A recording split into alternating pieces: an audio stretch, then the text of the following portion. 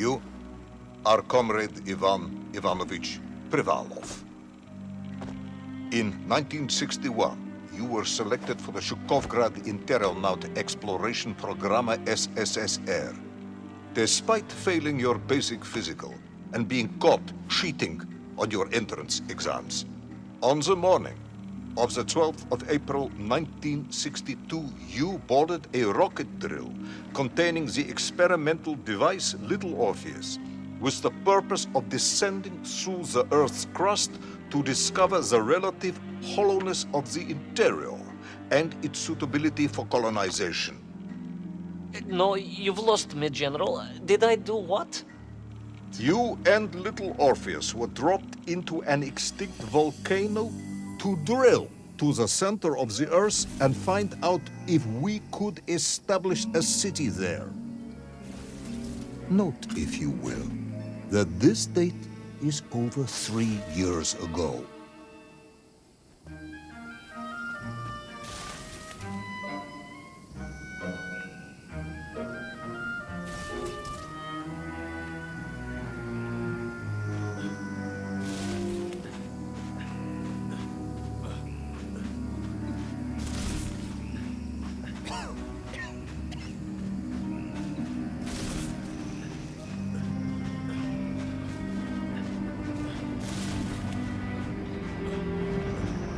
Ivan Ivanovich, can you describe Little Orpheus to me?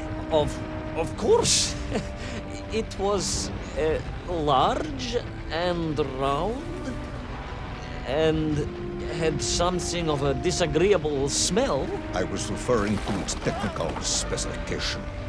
Well, General, I am no man of science, but it had this radio thing that I was supposed to use to let the surface know I had arrived, and some sort of battery wrapped in this lead box. But I was told to not touch anything under any circumstances, and I did notice the engineers who worked on it were quite a shifty bunch.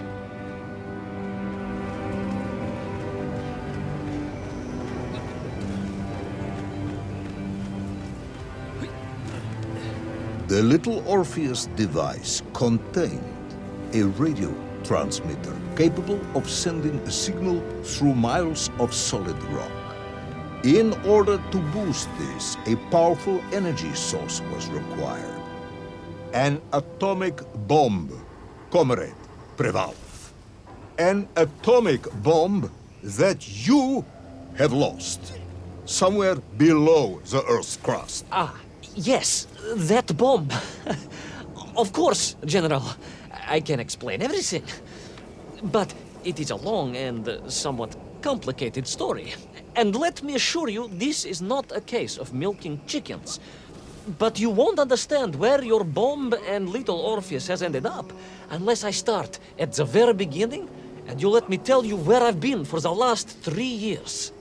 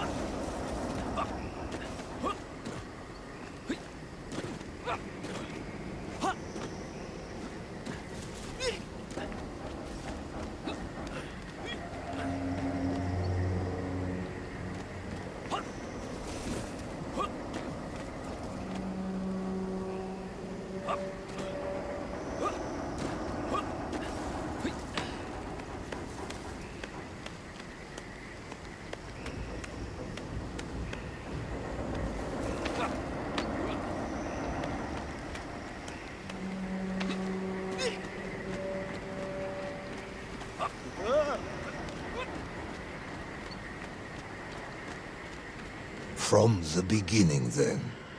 But this had better be good. Good, General. It's more than good. It's extraordinary. And it began like this.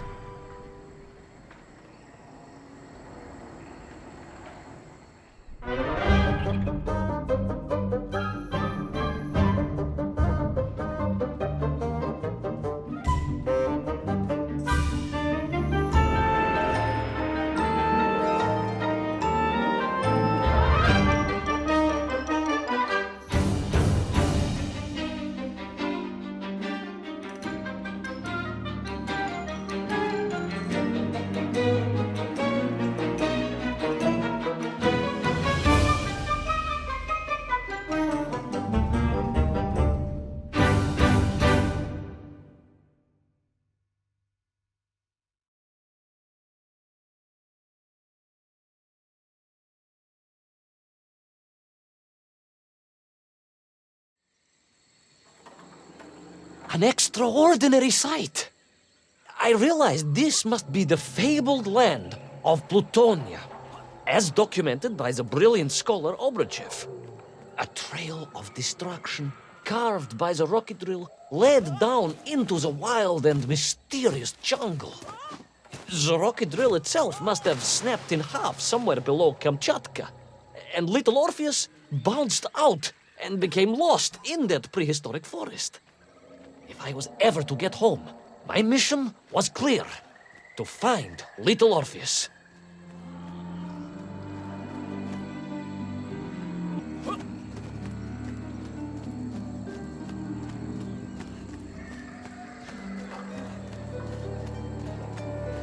I steeled myself and plunged deeper into that prehistoric jungle where insects the size of dogs buzzed around. Dogs.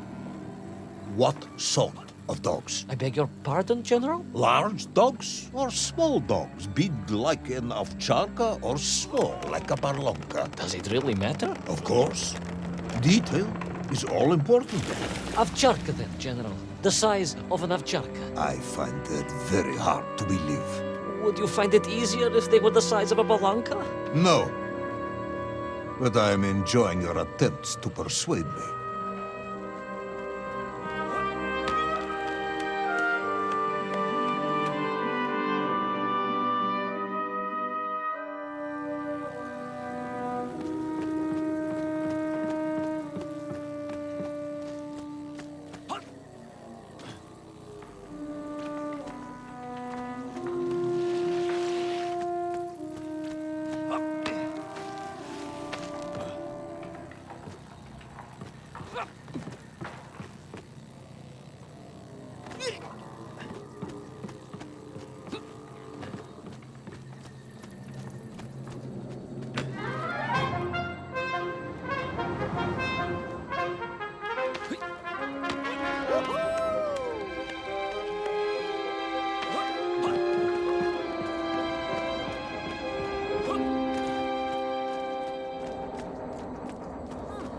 Another part of the rocket drill. But still no sign of little Orpheus.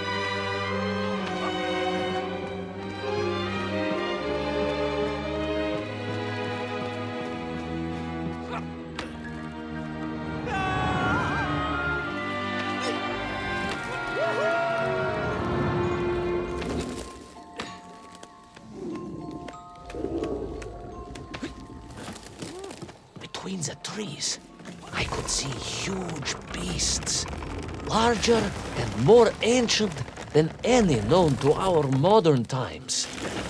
Could it be that Obruchev was right? And deep below the Earth's surface, prehistoric monsters still roam freely. Yes, but little Orpheus.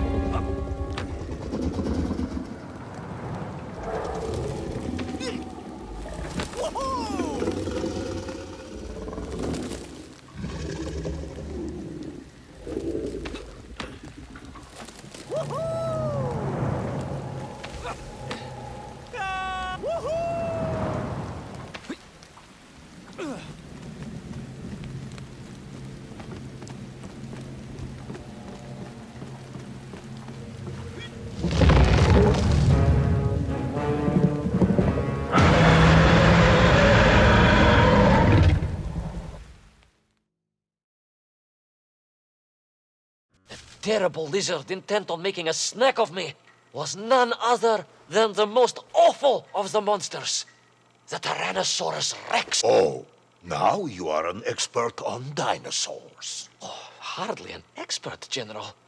Just educated by the best schools in the world, like all good socialists. And I remembered one crucial thing. I'm listening. Well, its greed is without bottom, its hunger is ferocious, but its brain is absolutely tiny. So, it can roar and roar as much as it likes, but it will never be a match for the sharpened mind of the good Soviet worker. All I needed was a plan to outwit the monster.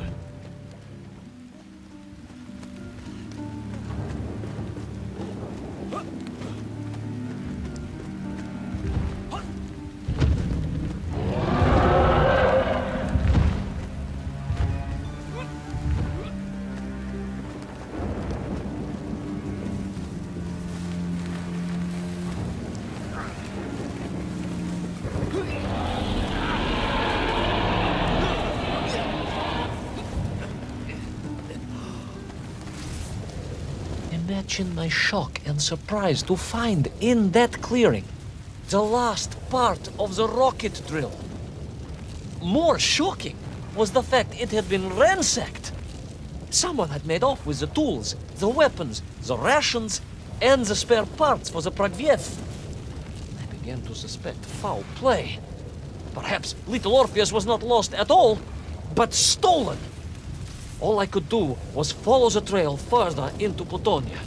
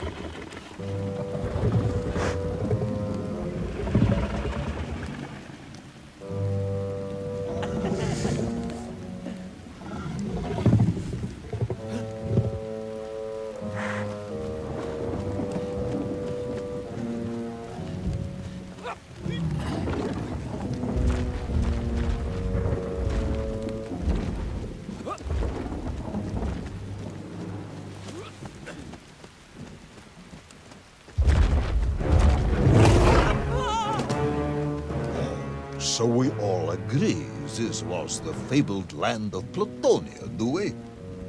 I don't remember accepting that. I will admit it might not have been Plutonia if you are prepared to accept the dinosaur.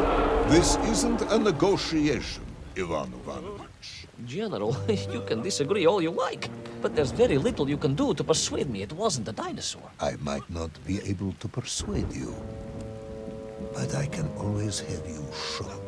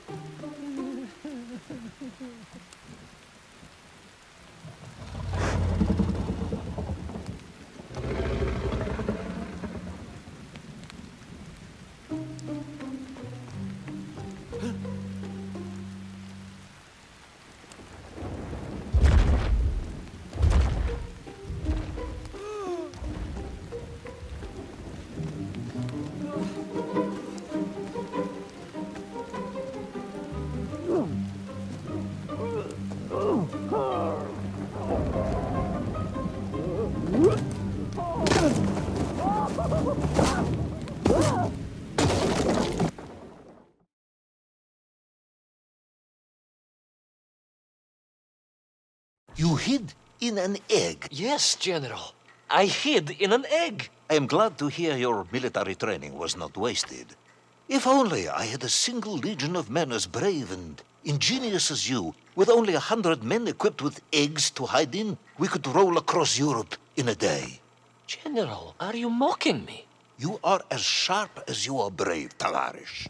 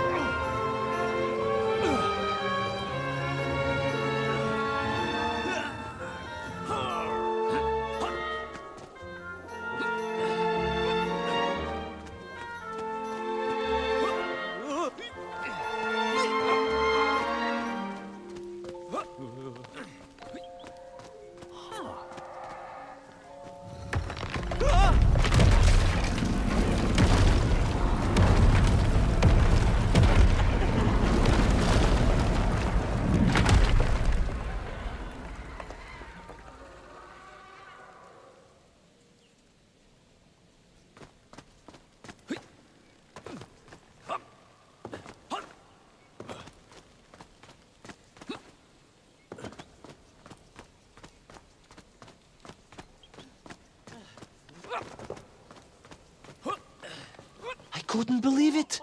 I still struggle to believe it. A whole lost city, buried in that jungle deep below the crust of the earth. Who would have thought it was possible? Who indeed? It is, of course, a shame you didn't think to record the moment for posterity and help us all to get over our disbelief. But I did, General, I did. My training was excellent, and I immediately took out my комсомолец and began to document all I could.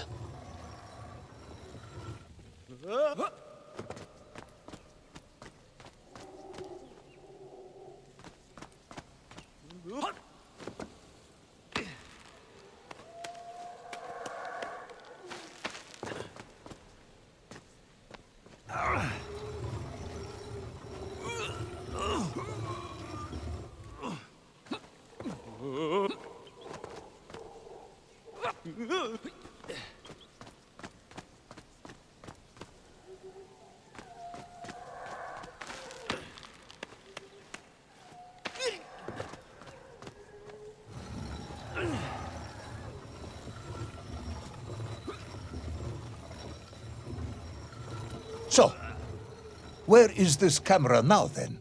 Ah, General, yes. What, of course, I meant to say was my training was excellent, and I immediately reached for my camera, only to realize it must have been torn from my utility belt in the crash and lost forever in that forgotten jungle.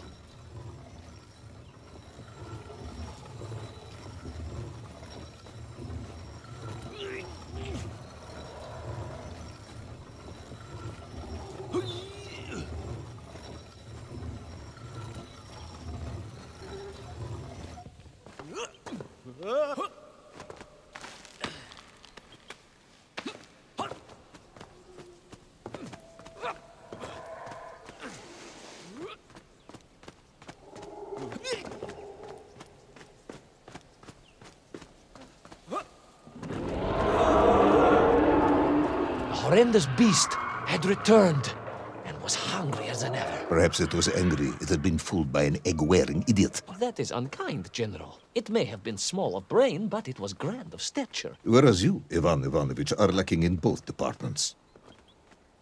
Presuming there were no more eggs to hide in, did you have a new please? I did, General.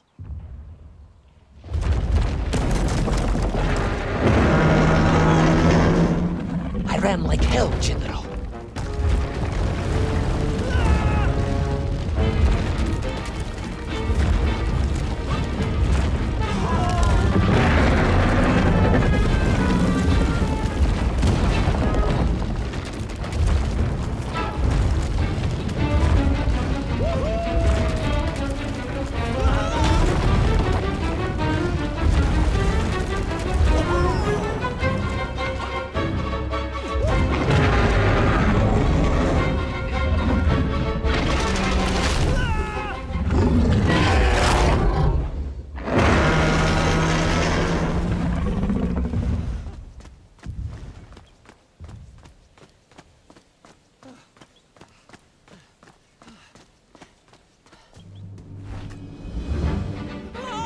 Will our intrepid yet doomed hero survive the jaws of the ferocious dinosaur? Will he meet his end miles underground as an aperitif for a ravenous raptor? What dark secrets could be buried in the lost city of Agatha? Will the general ever discover the location of his lost bomb?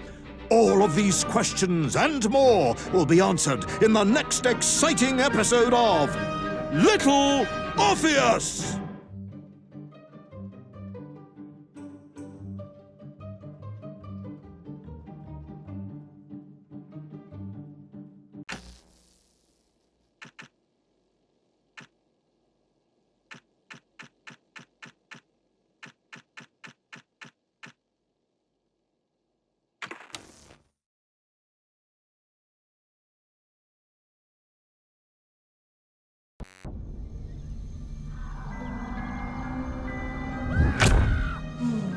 What luck! What a miracle! One moment I was rushing into the fetid tonsils of that horrible monster. The next, I was plummeting downwards to the jungle floor beyond its reach. I prayed I would land on something soft. Perhaps your head. But nothing could have prepared me for what was about to unfold. An epic saga of pride, power, and revolution. A struggle for freedom, the likes of which our world has never seen. And it happened like this.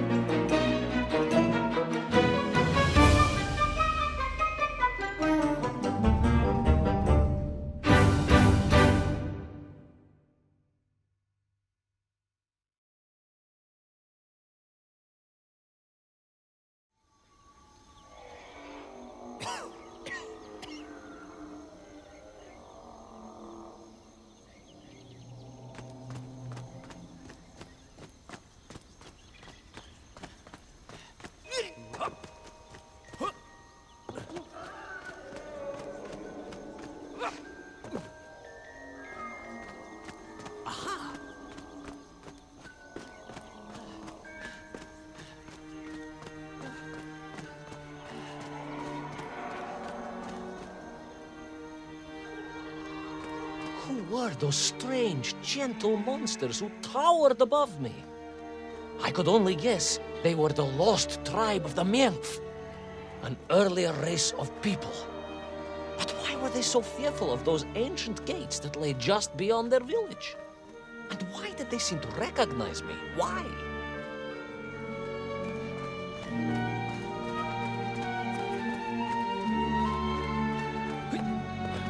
Yes, I'm also wondering why. No, a как же, General? Who was I to question such things? Trapped as I was deep underground. I was more curious, I must admit, about the location of Little Orpheus.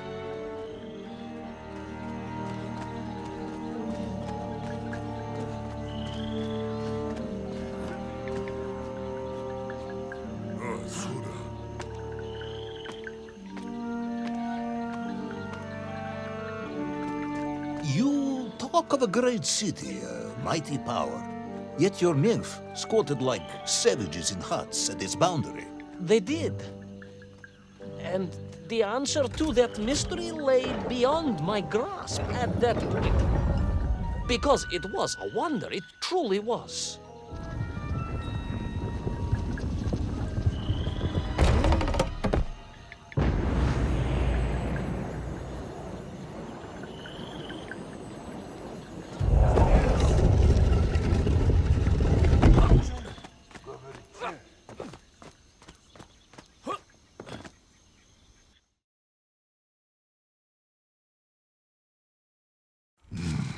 The lost city of Agartha. I hope I may one day see it myself. Oh, General, if only you could. Unfortunately, as I shall explain, should you seek Agartha now, you wouldn't find it. It has been utterly destroyed.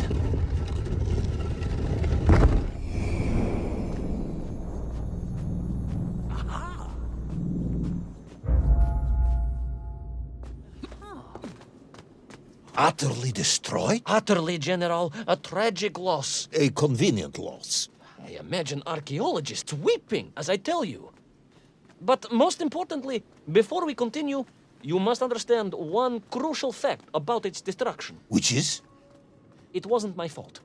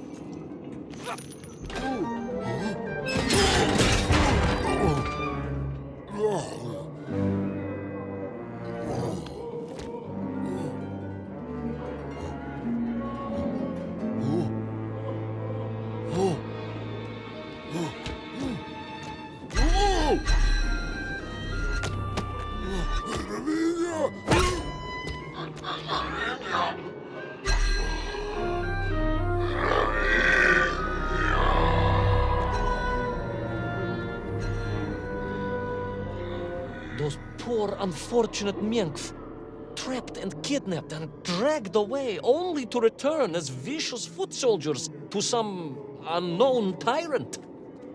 And yet, there was something familiar about the shtukovna they were forced to wear on their heads, which I was sure were being used to control and enslave them. And what was that? General, it curiously resembled the radio sets I used to tinker with as a child. Radio sets. It was very curious. It was very curious. It was extremely curious.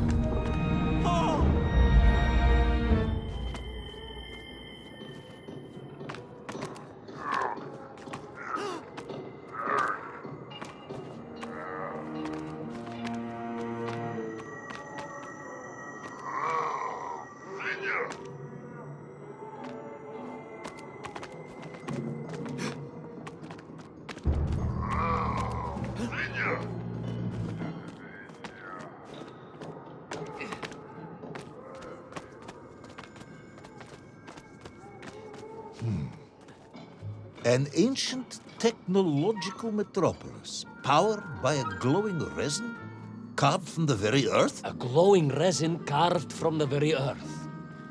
Do you see, General? I fear you are about to enlighten me.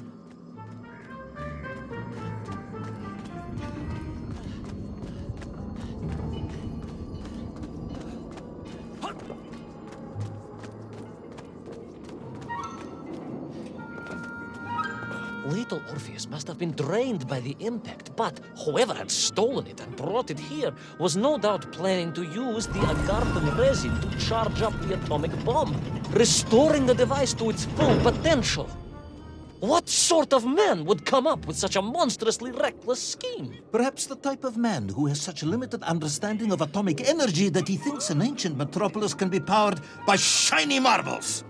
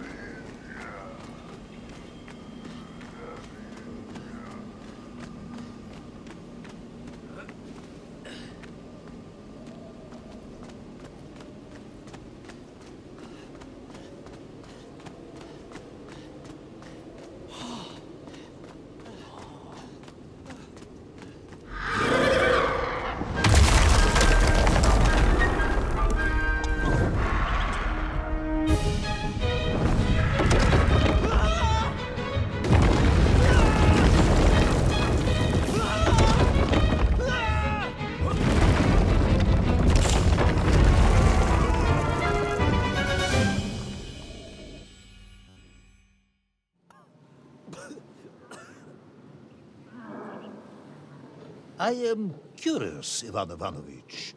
You talk and talk about this great subterranean city. Yet what you describe sounds strangely familiar. It does in some way bear an uncanny resemblance to the glorious architecture of Comrade Alexei Dushkin. Wouldn't you agree? Нет, General. I have never heard of this great Tavarish Dushkin or his works. Interesting. Because you were photographed on the steps of his marvelous Vysotka na Krasnich Varotach, shaking hands with the Glavny Constructor. That was the chief designer? The sweaty little fat man with the bad hearing? Mind your mouth, Ivan Ivanovich. And don't think you can distract me by slandering one of the great visionaries of our time.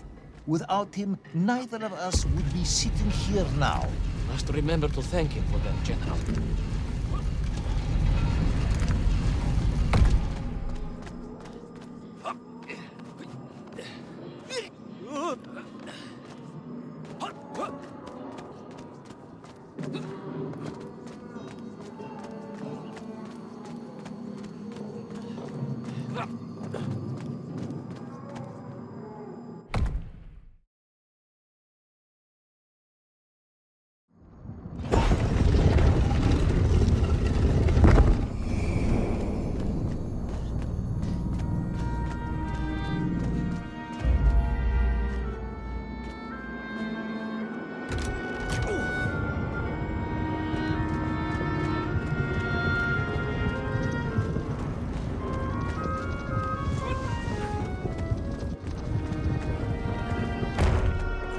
Those enslaved mink were trying to stop me.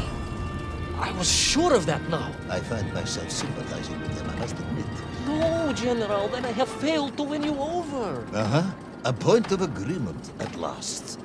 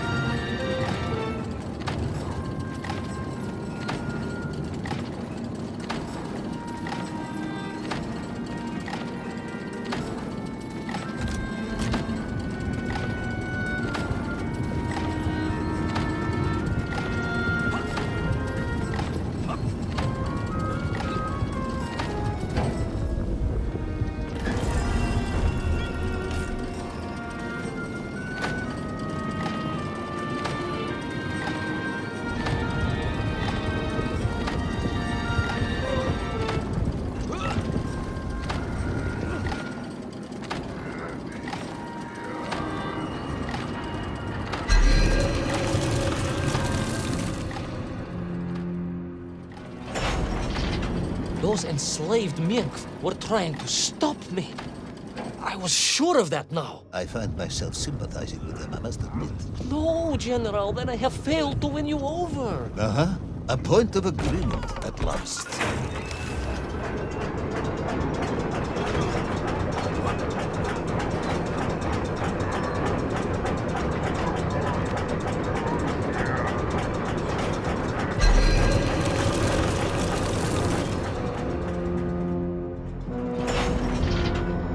Those enslaved mink were trying to stop me. I was sure of that now. I find myself sympathizing with them, I must admit. No, General, then I have failed to win you over. Uh-huh. A point of agreement at last.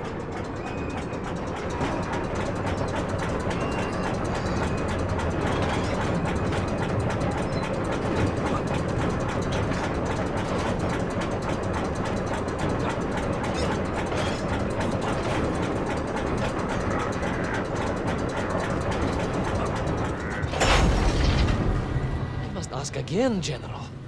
Are you mocking me? That would be unprofessional, comrade. I will try harder to convince you then.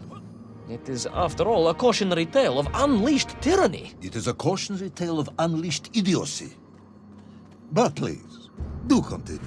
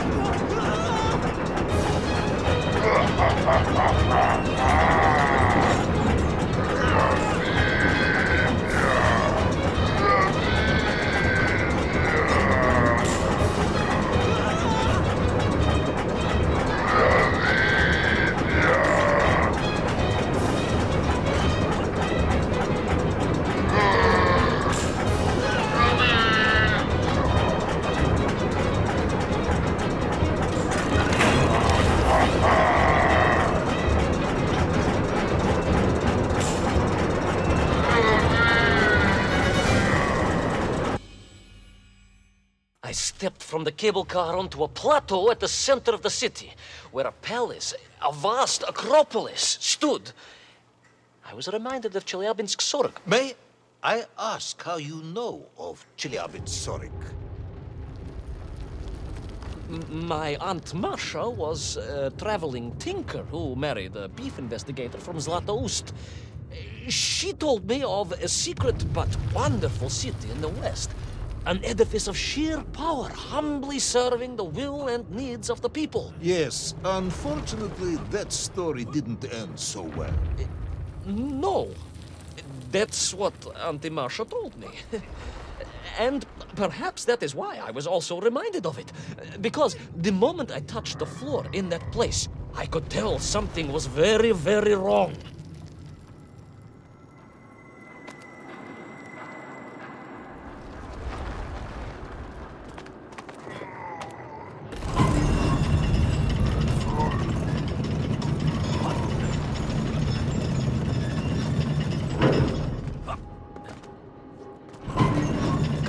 Began to shake alarmingly, and the whole city felt as if it was shuddering.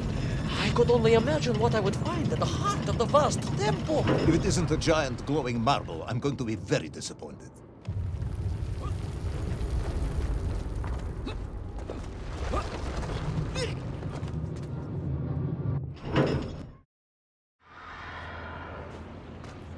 A huge resin sphere that overshadowed all of the others.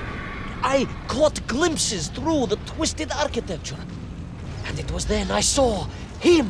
Him? The thief, the enslaver, the tyrant, sucking the power from this wondrous city as he drained the very lifeblood of the ancient civilizations and drew it into the atomic embrace of little Orpheus. With a song in my heart, I raced onwards to stop him.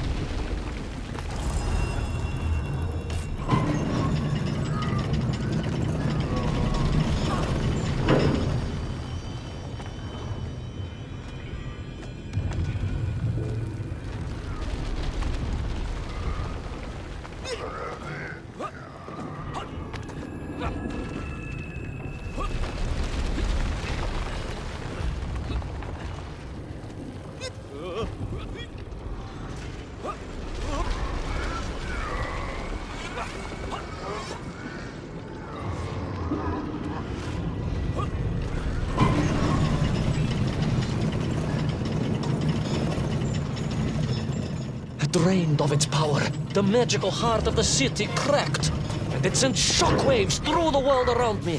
A true monster, General, willing to bring down the mountain itself upon Agatha and bury it forever in his ruthless scheme.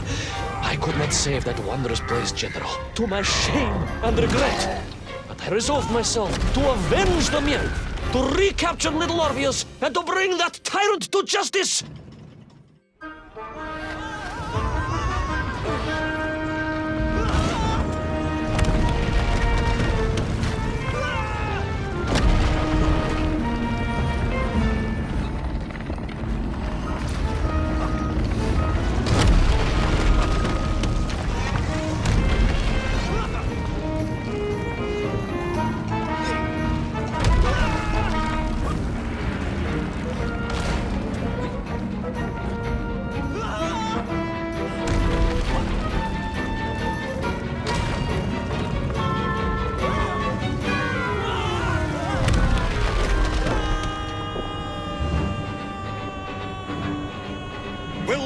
Plucky yet careless hero fall forever through those unknown skies? Will he discover the identity of the brutal thief commanding the army of the Menkth?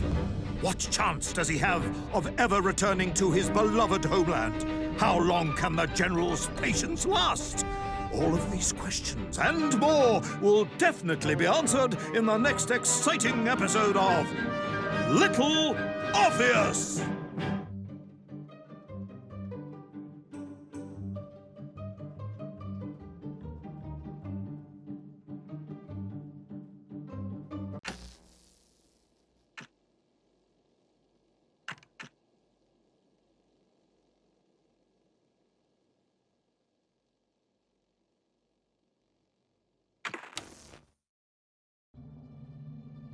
I plummeted down through that weird sky towards a great turbulent ocean that roared and swelled. A ferocious sea that offered no hope of survival. I thought of home and wept, unaware that in an instant my fortunes would be changed by an event so bizarre I almost hesitate to tell you. And it happened like this.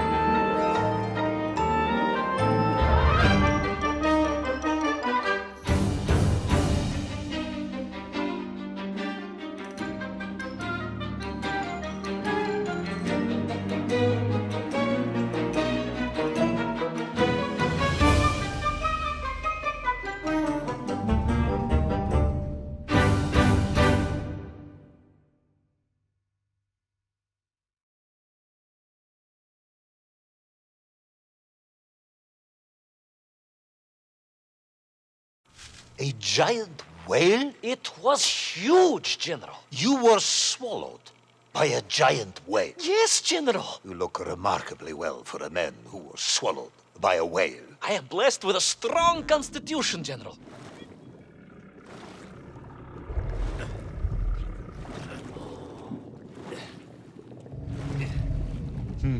And I assume you are now going to tell me how you managed to escape from the belly of this giant whale. Naturally, General. And I must say, it really was a fascinating glimpse into the interior life of one of our world's most magnificent beasts. I consider myself a wiser man after this experience.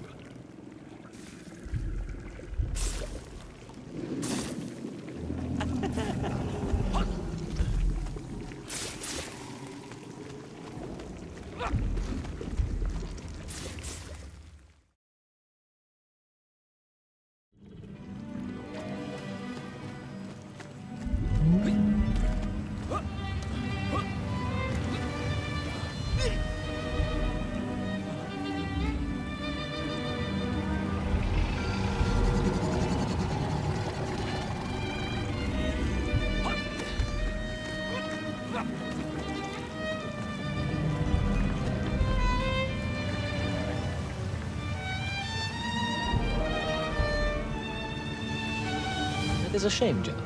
People can be so closed-minded. I, on the other hand, have little choice but to hear you out. your own sake, Ivan Ivanovich, I must urge you to be brief. Absolutely, General. I will tell you directly of my miraculous escape from the belly of the whale. You simply won't believe what happened next. That is becoming a dangerously overused phrase, comrade.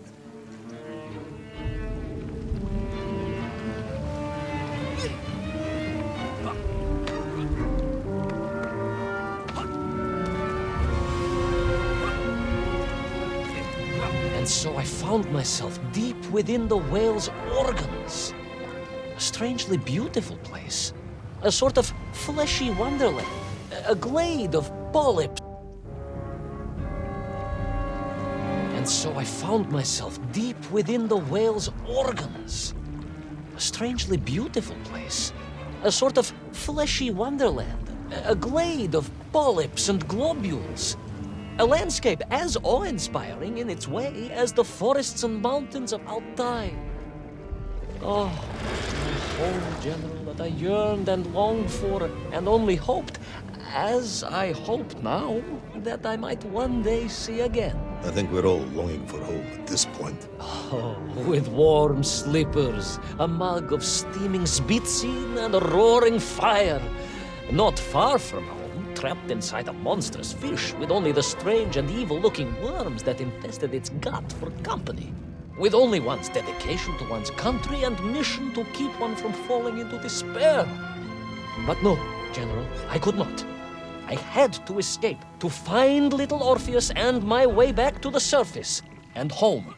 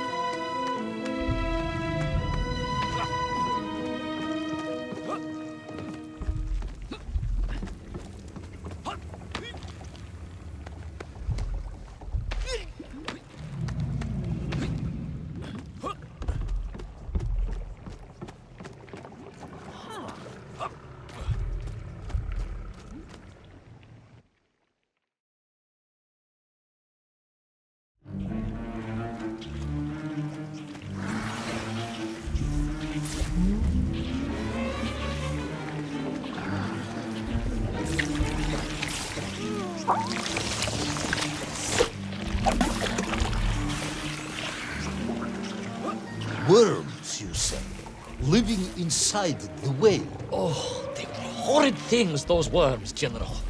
And most unwelcome, I would say. Parasites. No idea just how rampant their infestation was, nor of the tremendous sizes they could grow to. At that point, my thoughts were only of escape. And I had a plan. Yes, I'm sure you did.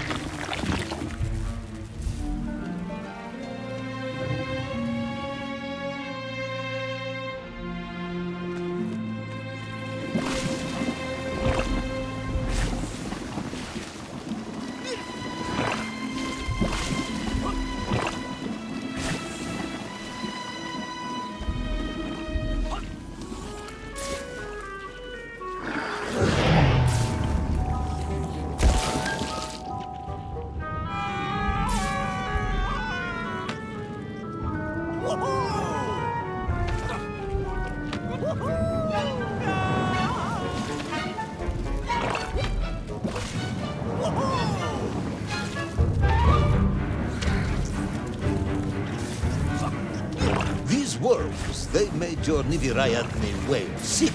Wherever they attached themselves, the flesh began to turn.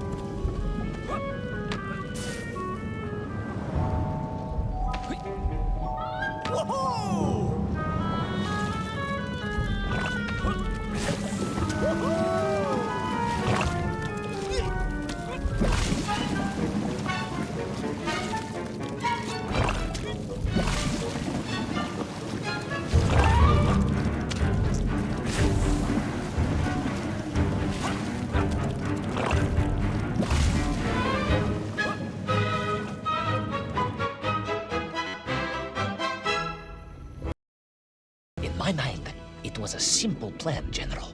I would climb up through the whale's throat into its mouth, then wait until it opened it to feed, and Ah, yes. Brilliant, Ivan Ivanovich. Only one or two minor flaws with it. For example, did it not occur to you that the whale will likely be deep underwater when it ate? Вы правы, General, but I am a strong swimmer. As a child, my parents would take us to holiday near Irkutsk, where we took constitutionals in the waters of Lake Baikal. In fact, my mother often called me her маленький морской котик.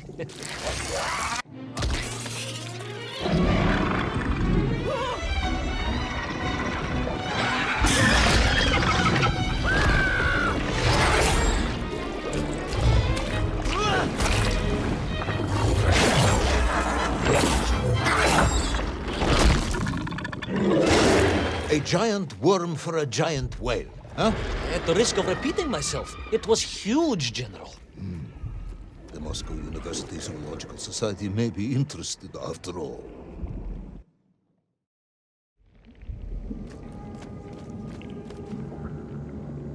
Let us take a moment, Ivan Ivanovich. Your ridiculous plan to escape through the mouth of the whale failing, you would now have me believe you had embarked on some misguided crusade to free it of the worm infestation. To what end, exactly? When one suffers, we all suffer, General.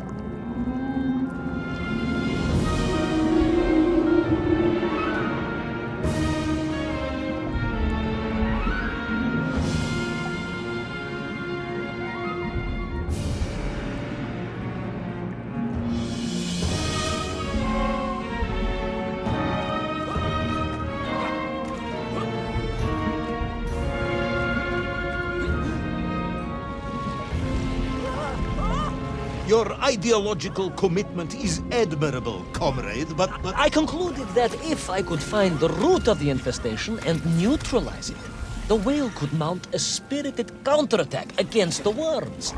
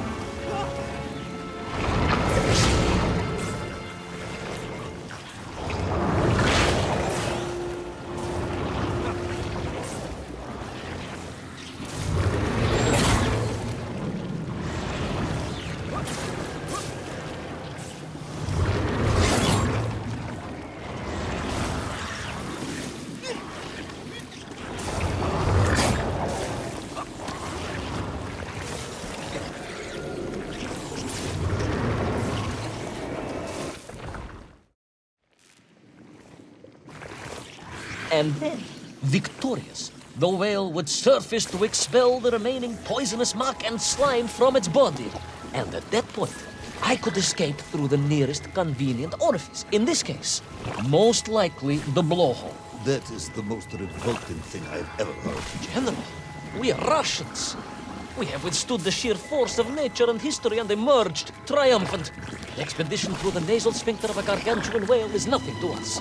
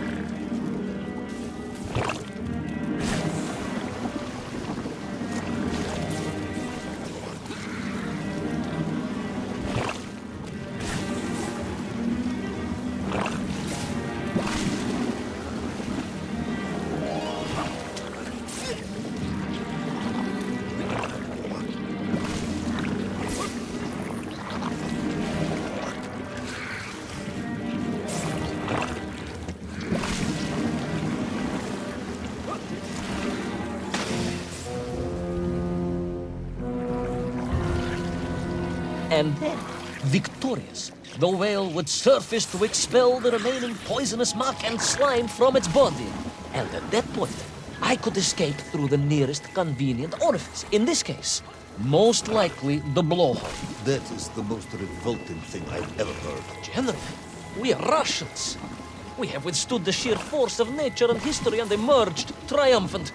An expedition through the nasal sphincter of a gargantuan whale is nothing to us.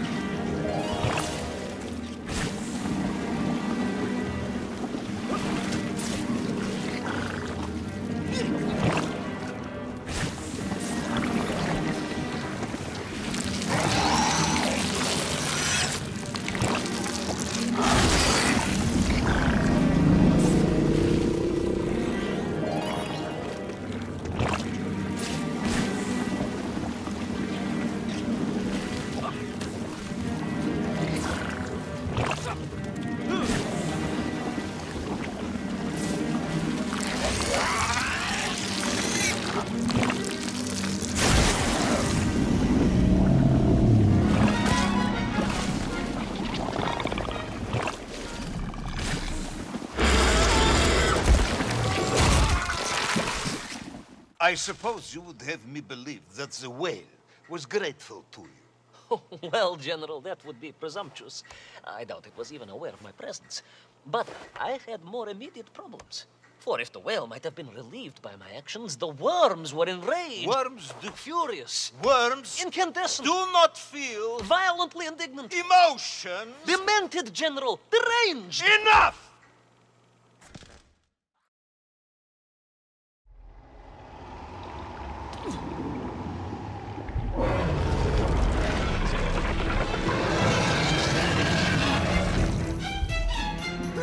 Where is Little Orpheus? Where is my bomb? Unless you are trying to tell me the whale swooped that as well. No, it did not, General. That would be absurd. No, Ivan Ivanovich, you are absurd. Your story is absurd. This whole ridiculous fairy tale is absurd.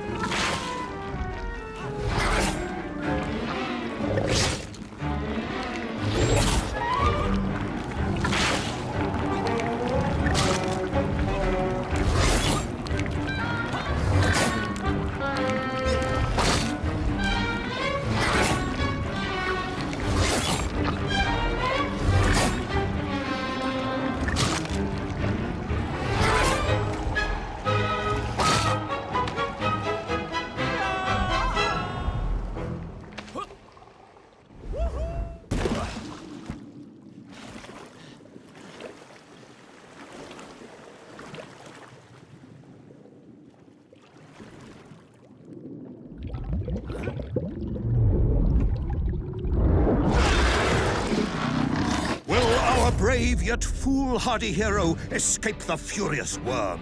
Will he be doomed to spend his days trapped in the innards of a bad-tempered cetacean?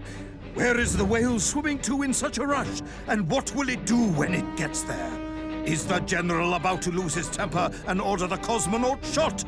All of these questions and more must surely be answered in the next exciting episode of Little Orpheus!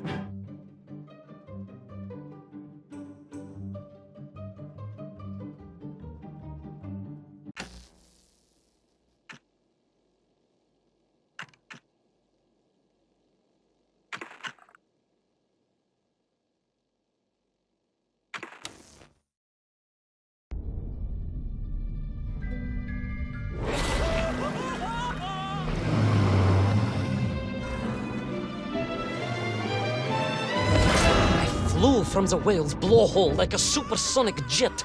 And below me, the ocean became a sheltered bay studded with wild shapes. You will be amazed as my epic journey unfolds. For here, it was about to take a most unexpected turn. And it happened like this.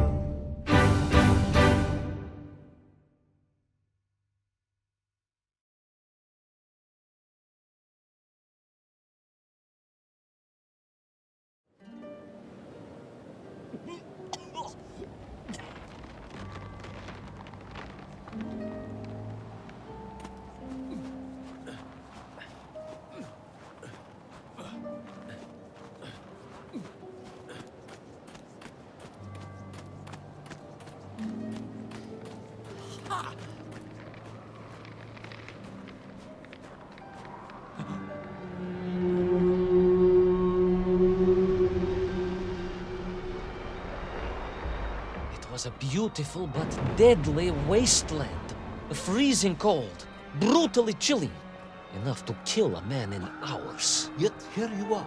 Indeed, General. An impoverished childhood playing in the streets of Omsk during those bitter winters have made me hardy. I thought you said you grew up in Altai. Ah, General, the life of a poor toy maker's family. We had to move from place to place just to find work.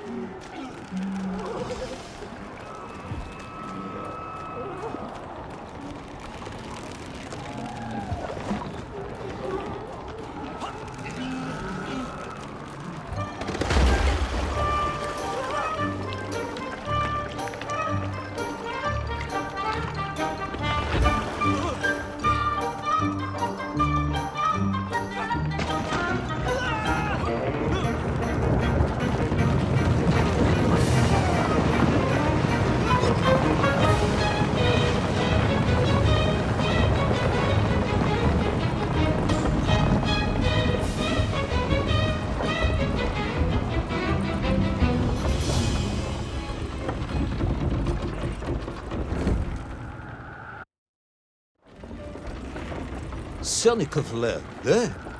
Of course, Sanikov himself reported nothing more than a bluish fog on the horizon.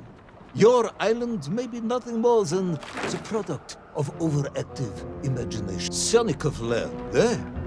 Of course, Sanikov himself reported nothing more than a bluish fog on the horizon. Your island may be nothing more than the product of overactive imaginations. General, consider this. Imagine taking a simple peasant, a pig shepherd, for example, and telling him one day humans would fly around the earth beyond the sky. He would say you were stark raving mad, saldaphone, a ridiculous kazjol baradati, a buffoon stuffed into a military uniform, a pridurak, a chuchela tuparile. This peasant of yours had better watch his mouth if he doesn't want to spend his holidays in Solovetsky. Perhaps you should return to your stall.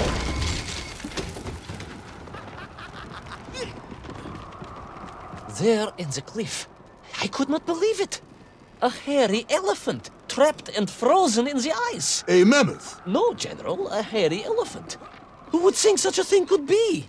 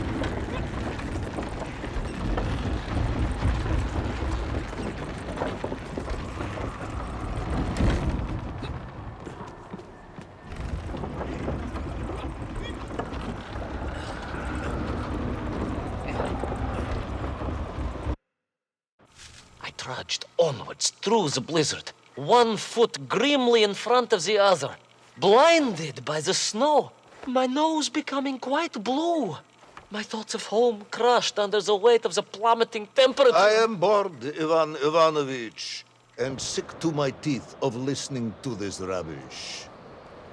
Let us speak plainly now. You will tell me where my bomb is, or I will have you shot. I am just getting to that, General. Shot! Comrade Primal! Shot with real bullets, fired from a real gun, not some ludicrous Bultavia about lost cities and dinosaurs and mink and mammoth. It was a hairy elephant. No! I will not tolerate any more! Where is the bomb, Ivan Ivanovich? Where is little Orpheus? It was right there. What? It was there. At least I realized it must be. Where? There? On Sonicov land? Yes, General. Because as the storm began to clear, I realized with a strange excitement and trepidation that I was not alone on Sonicov land.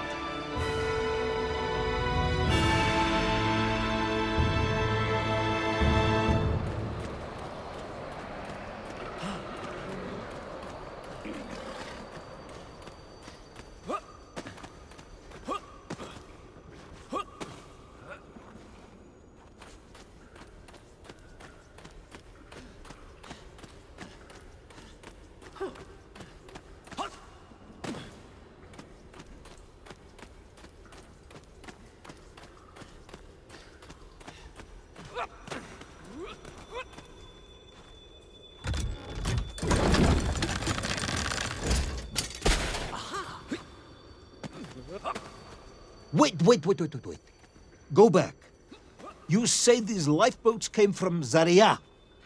A Russian ship? Zarya returned home, but not with all of her crew. And here were the missing lifeboats, trapped in the ice for all of these years. And it could only mean one thing. That you are continuing to hang lapsha on my ears.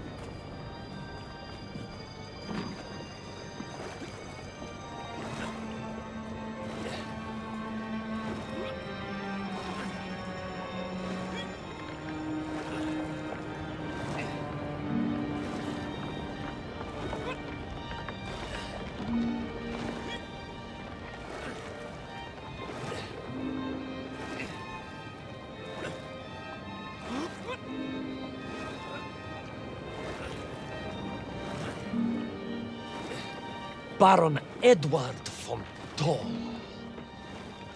Of course, I remember reading about his tragic expedition at school.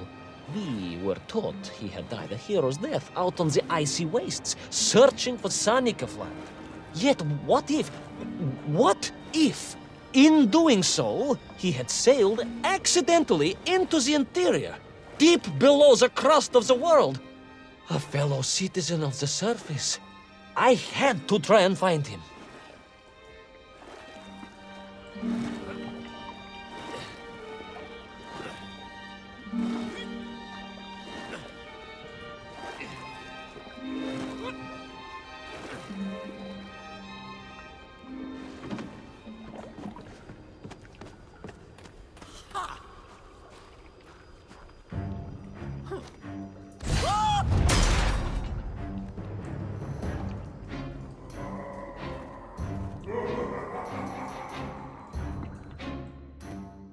A dead explorer stole my bomb. Not dead, General, but quite insane. Perhaps it was the loss of the arm or the leg, or the long years in isolation. But Toll was clearly mad. You should have got along perfectly then. How I wish we had. But no, General. Whatever Toll's intention with little Orpheus was, I had no time to consider it. I was in mortal peril once more.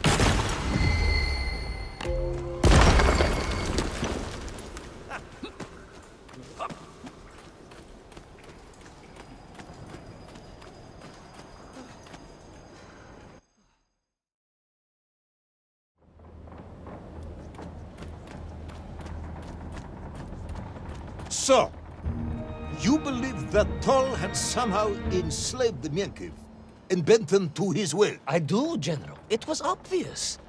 Why else would they serve him? And how else could they be so different from their free comrades? These odd helmets they wore, it was the science of our times. No doubt about it. Although fused with some strange crystal technology I could not recognize. To be honest with you, it didn't seem appropriate to stop and ask them.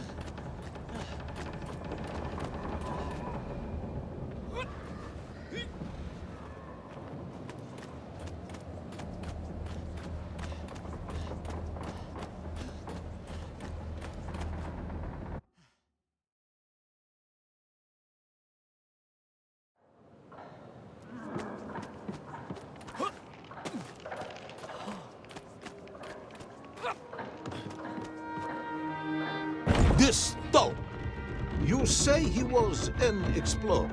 Yes, General, he was. He vanished some 60 years ago. I remember the story well. And you say he stole Little Orpheus? To get home, General. To get home. I think he must have thought... Oh, brilliant, Ivan Ivanovich! And you expect me to believe that 100-year-old madman not only survived below the Earth's crust, but enslaved his Mienkiv, explored the lost worlds, and discovered the secrets of atomic power, all by himself? A Tsarist general.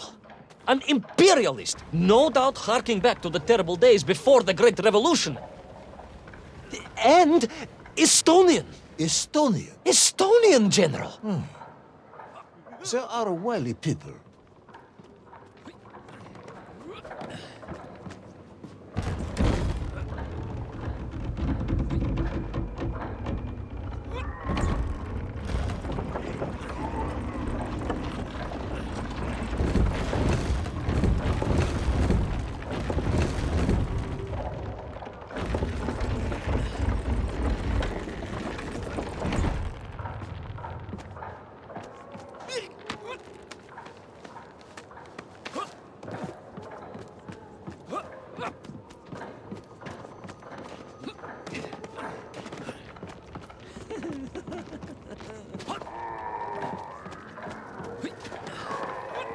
The slave mines stretched away into the distance.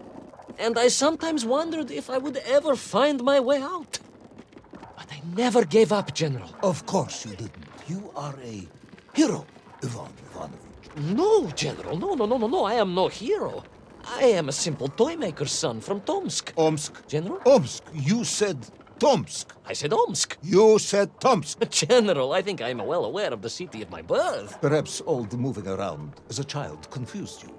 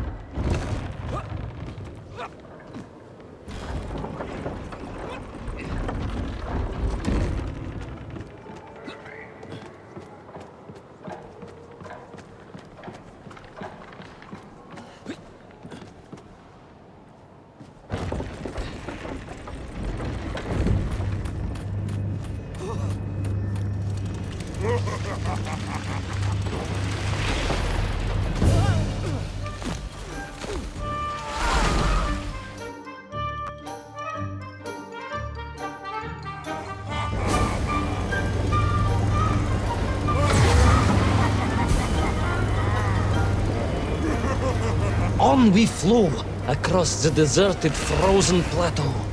I was single-handed in my pursuit, dogged in my determination.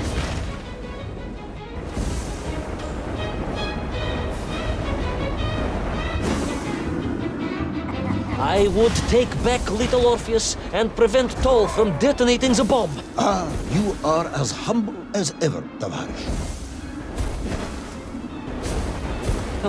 Well, General, you are a great military leader, a great strategist, whereas I am simply the humble son of a watchtoy.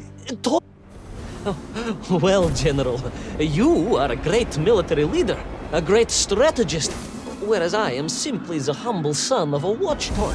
Toy maker, and driven by patriotic fever, with no regard for my own safety, I rushed blindly on.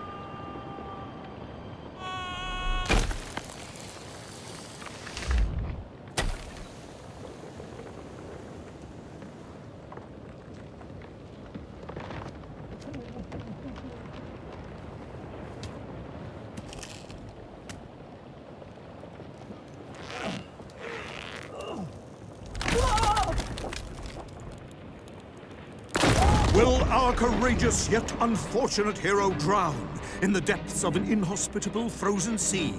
Will he thaw out in time to prevent Toll from detonating the bomb? Will the general holiday in Omsk next year? Or Tomsk? Or perhaps both? What exactly is the difference between a mammoth and a hairy elephant? All of these questions and more should almost certainly be answered in the next exciting episode of Little Orpheus!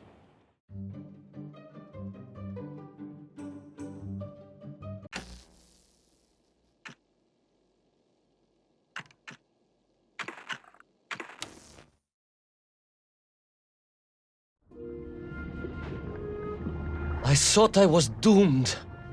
But a miraculous thing happened, General. I could breathe. It must have been the helmet that was jammed onto my head. It was a strange and remarkable thing. Some might almost say beyond belief. A narrow-minded fool may indeed, General, but of course you are no Durak. But even as I sank towards the floor of that lost ocean, my journey was about to take me to darker, stranger territory than ever before. And it happened like this.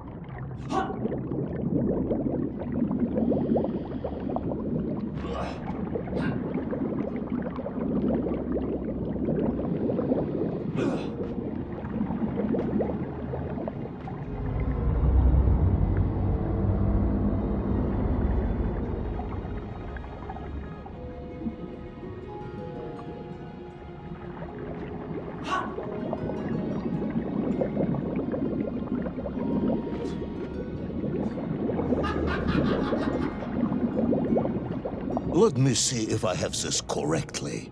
After narrowly failing to apprehend the mad missing explorer Toll and recapture my atomic bomb in your giant snowball, you fell through thin ice and sank to the bottom of a subterranean ocean, discovering along the way that the mind control helmet you had accidentally wedged onto your head enabled you to breathe underwater and resume your pursuit across the seabed.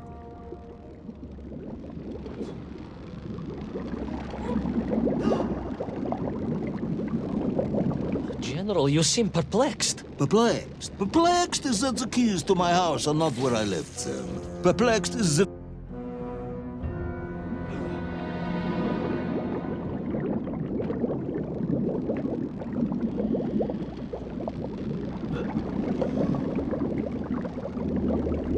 General, you seem perplexed. Perplexed? Perplexed is that the keys to my house are not where I left them. Perplexed is the fact my dog will not eat cheese like other dogs. No, Ivan Ivanovich, I am not perplexed.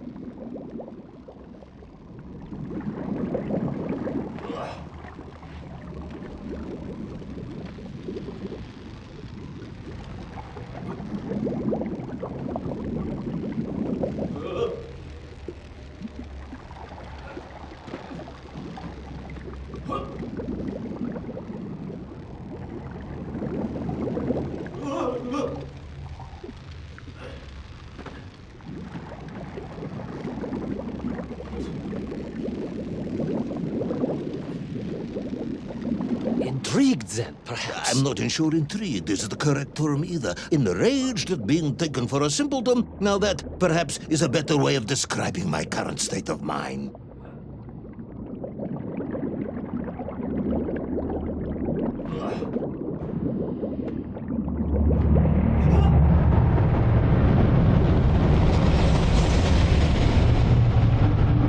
That is unfortunate, General. Once again, Comrade Pervalov, I must correct you. Unfortunate is losing one's car in a snowstorm. Unfortunate is booking opera tickets on your wife's birthday and getting the date wrong. Oh, was she furious? That is not the issue! Furious. However, now that is a good word. I could speak with your wife. Would that help? I could always have a word with her if you like. I could always have you shot. Oh, you could, but I suspect she would appreciate the gesture less.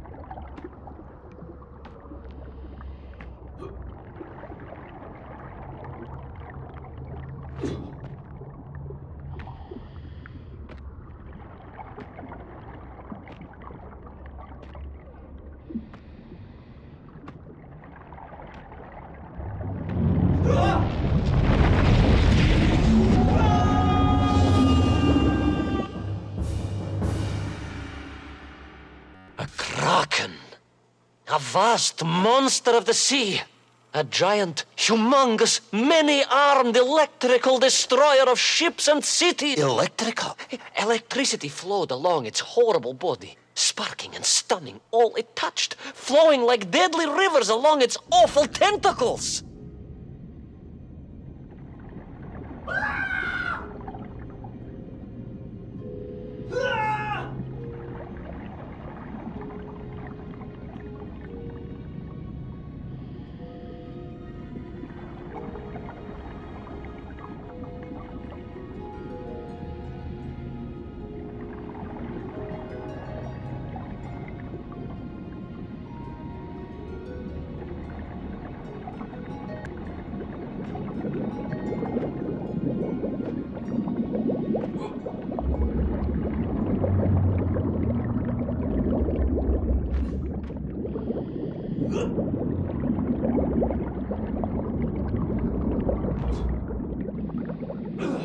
A sobering discovery.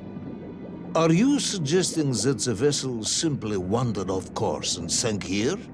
That seems unlikely even by your standards. No, General, I only wish that were true. The mighty ship showed terrible scars, signs of having been grappled and torn asunder by some huge and terrible adversary. It is indeed strange and curious. I am troubled by this discovery. Might you almost be perplexed, perhaps? Don't push your luck.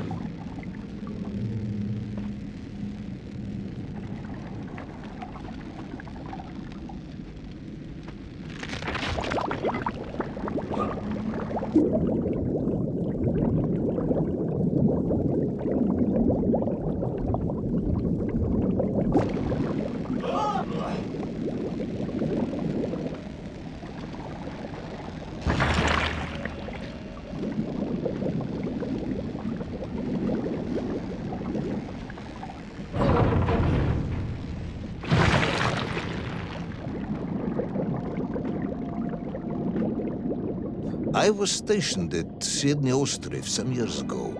I am only too aware of how easy it is for the imagination to create monsters when one is exposed to lonely and dark places. My men required constant monitoring. Much like my cousin Pavel. He was also stationed at Ostrov? No, he required constant monitoring. He was a devil for stealing eggs.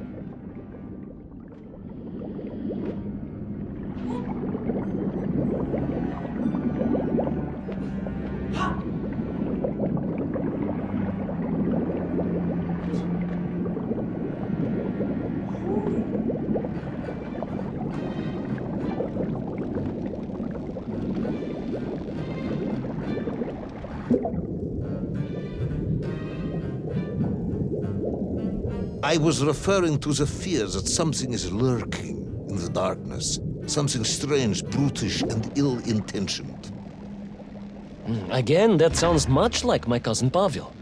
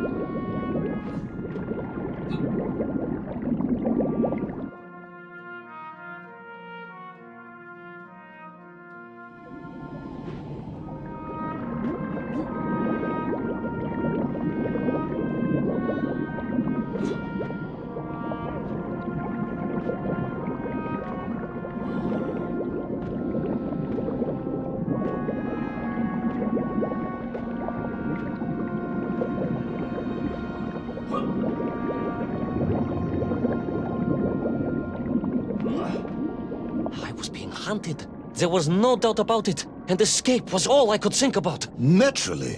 That and duty. Duty? Yes, General. After all, I had a bomb to recover from that villain Toll. How clever of you to remember that.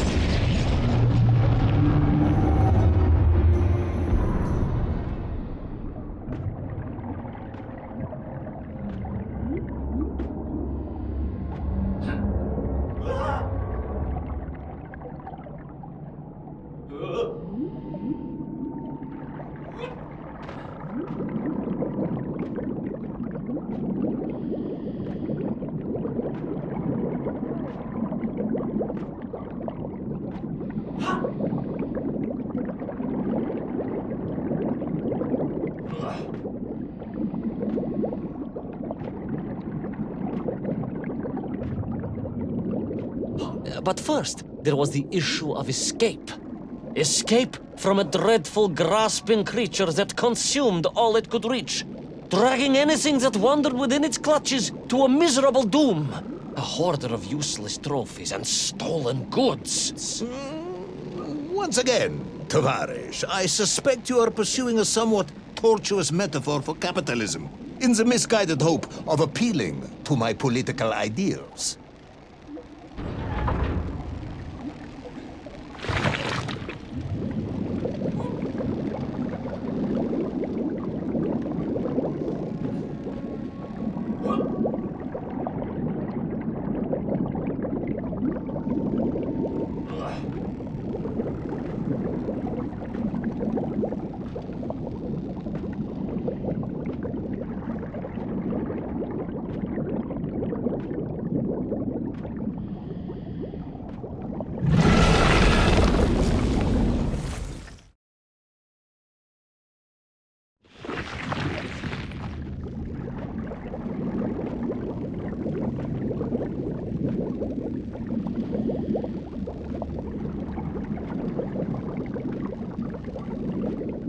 I was like a mouse, General. A little mouse being toyed with by a terrible cat.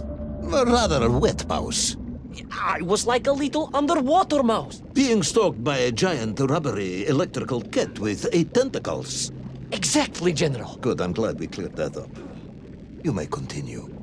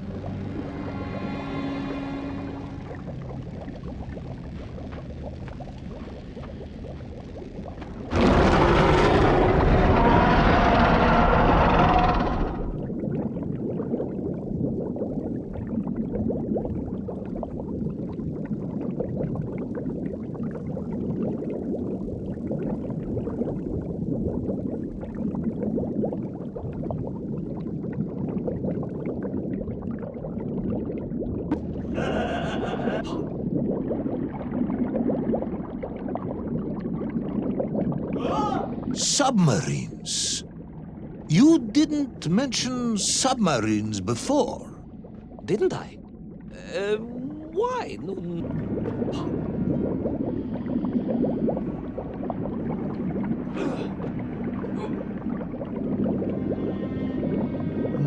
Any particular submarines? Did you see names, numbers? General, have you lost the submarine? I am not at liberty to answer that question, as you well know. Well, General, losing one's car in a snowstorm is unfortunate, as you say. But to lose a whole submarine, that could be considered careless.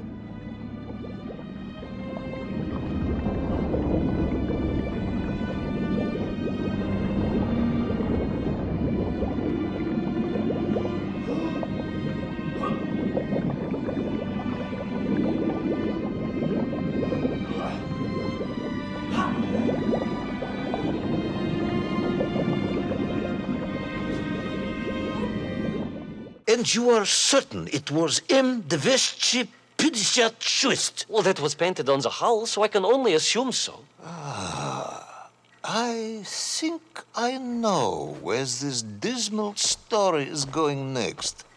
You somehow miraculously brought the remaining closed cycle engine online, flooded the torpedo tubes, dispatched the Kraken with one shot, and triumphantly surfaced. No, General, that is not what happened at all. I did indeed make my way to the torpedo tubes, but for a very different purpose. After all, history has taught us that atomic power is not to be toyed with. Much like tired, impatient generals, perhaps.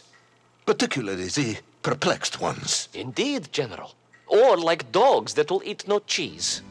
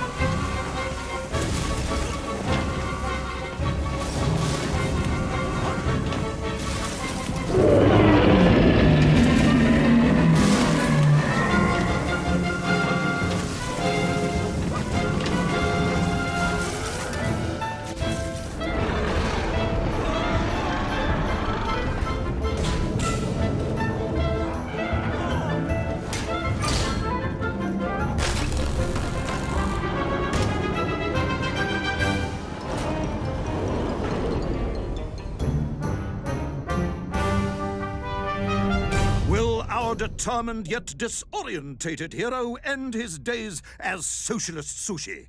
Will his daring exploits be cut tragically short by vengeful calamari? Will the general's wife ever forgive him for missing Ruslan and Lyudmila? And just how many eggs did Pavel steal, and where did he keep them? All of these questions and more may or may not be answered in the next exciting episode of Little Orpheus!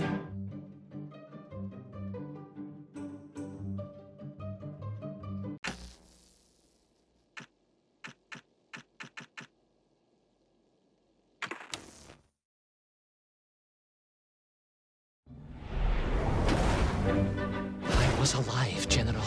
Somehow, miraculously, I was alive. Some twist of fate, some hand of destiny, but I was alive. Strange as this new world was, I knew Toe must have come this way, and it was my task to find him. And it happened like this.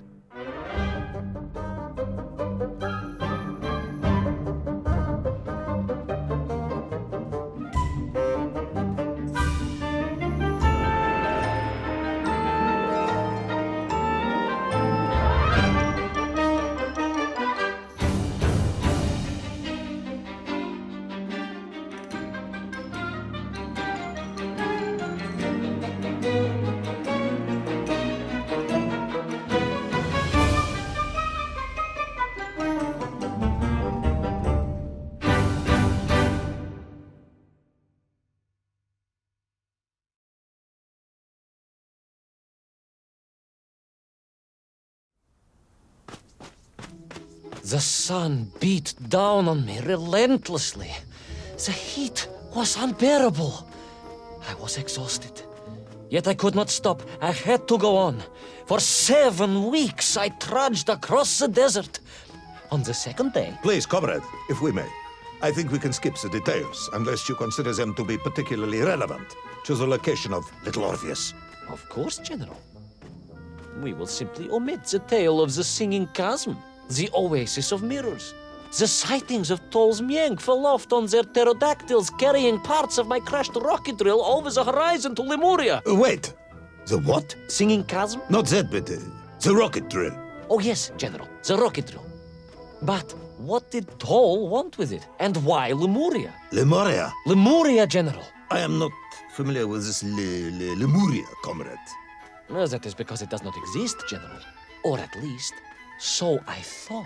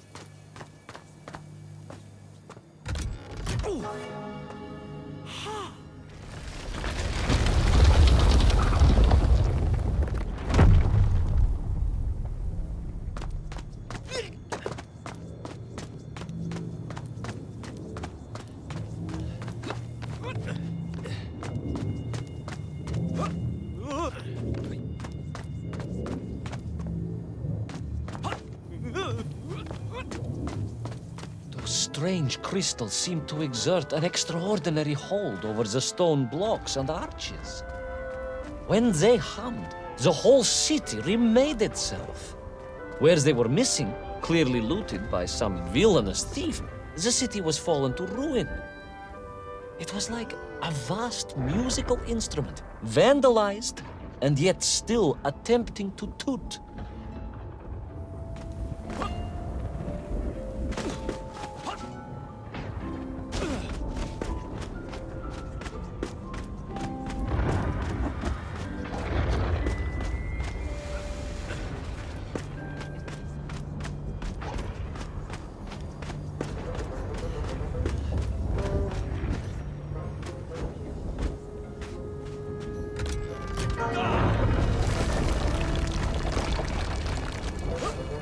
How poetic.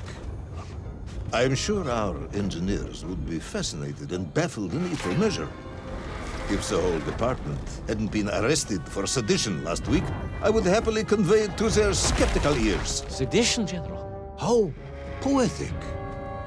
I am sure our engineers would be fascinated and baffled in equal measure. If the whole department hadn't been arrested for sedition last week, I would happily convey it to their skeptical ears. Sedition, General? Really? That is unfortunate news indeed. I am joking, comrade.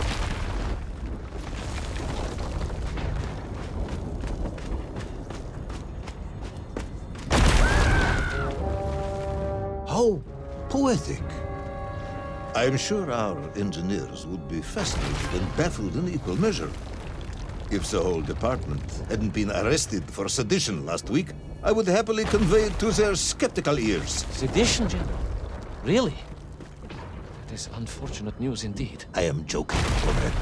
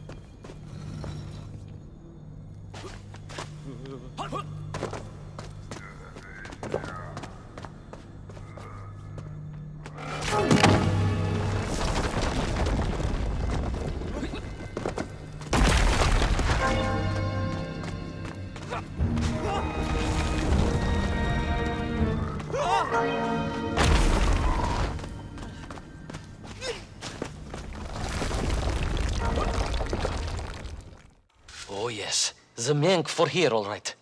Which meant whatever dastardly scheme Toll had, it was to be enacted on these burning sands. And you will explain this in due course, I imagine. Eminently, General. What you need to know first is this. I have told you already how parts of the devices the enslaved Mienk were forced to wear came from the surface. Radio parts and so on, yes, from what you have told me. Assuming there were plenty of lost ships in the ocean as you claim, for Toll to have dredged up what he needed to assemble them. Aha! Good! You are one step ahead of me, General. I said assuming. Of course. Assuming. Now, as I gazed in awe at the buildings rising and falling around me, I realized that the other major component of those mind-controlling helmets was crystal. Toll had raided Lemuria for them. He knew the city. He knew the crystals could amplify vibrations and waves, and was using them to boost the signal of the radio parts to exert his control over the nymph. Which meant...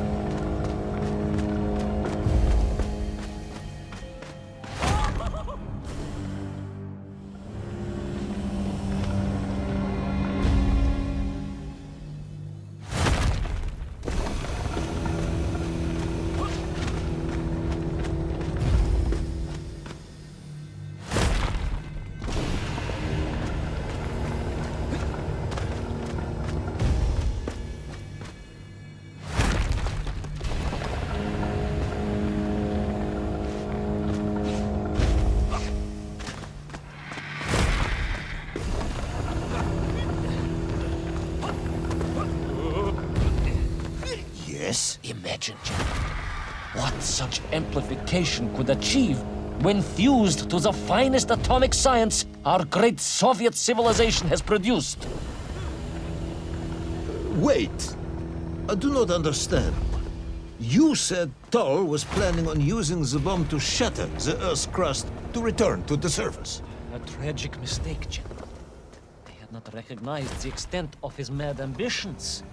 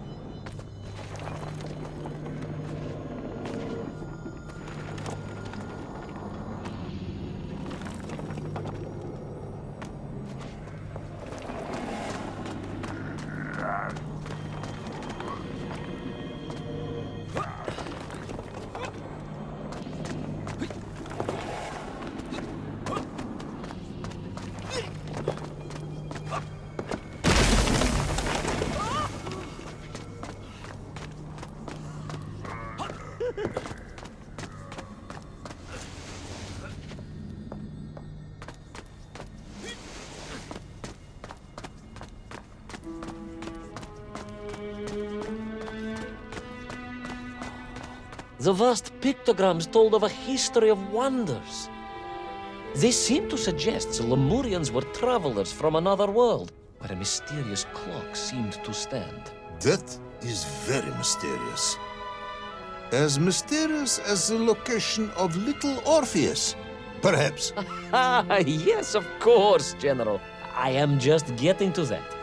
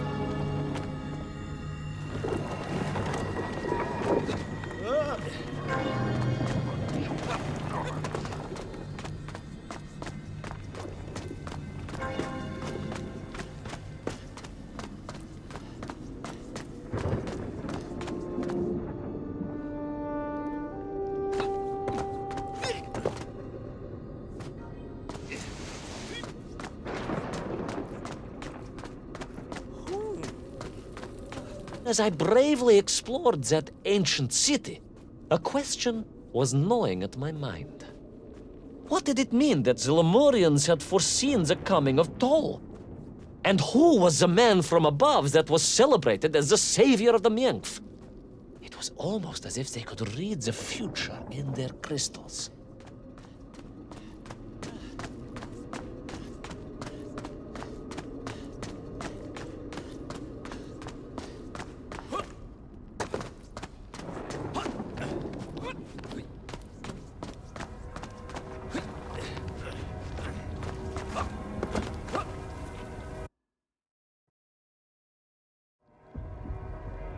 The bells of Lemuria tolled and tolled, a roaring symphony, a crescendo of peals that set the city dancing, each note causing the crystals to shimmer and cascade with light.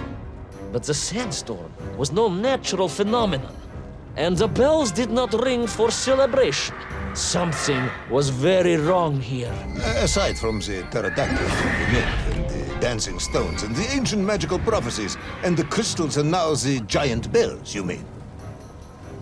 If you don't want me to continue, General, then I can easily just quietly go home. Don't think Chepucha will get you out of this one, comrade.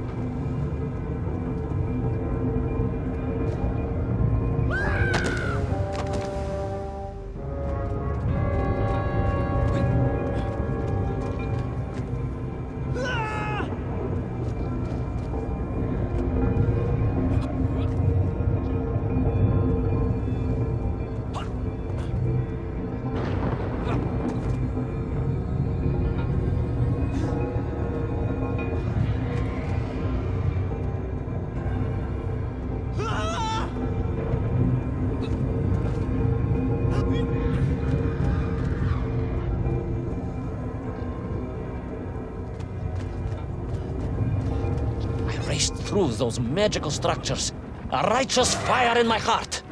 I I was like Dobrynya Nikitsch, prepared to strike at the dragon who threatened my homeland. Your heroism is only surpassed by your modesty. On the contrary, General, I chose Dobrynya carefully.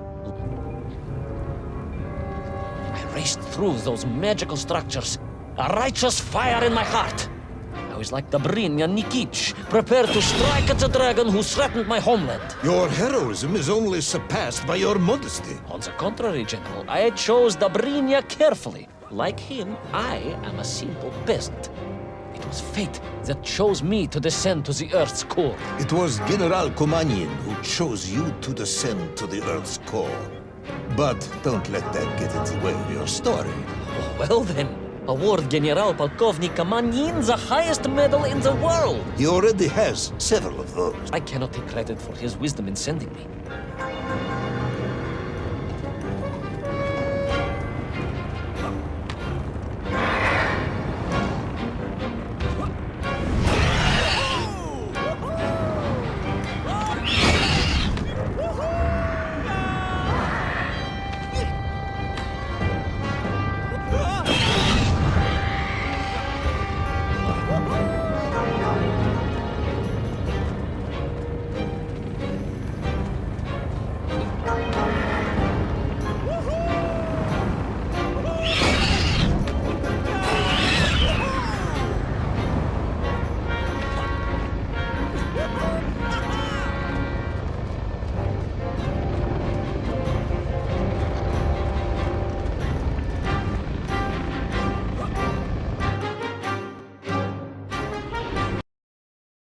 What was once a rocket drill ship, built to burrow into the Earth, was now a mighty vessel, repurposed to blast off into the skies.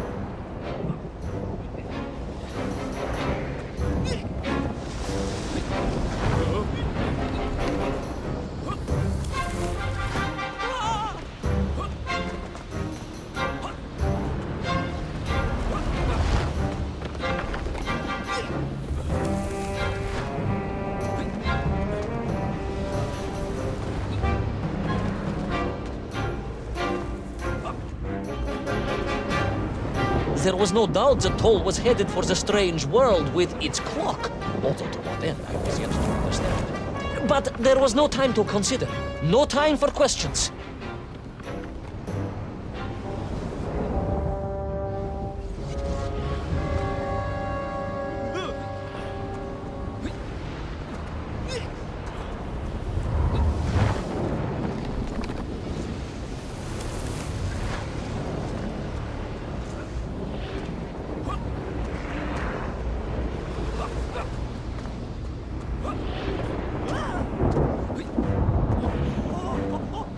Paul was on the rocket.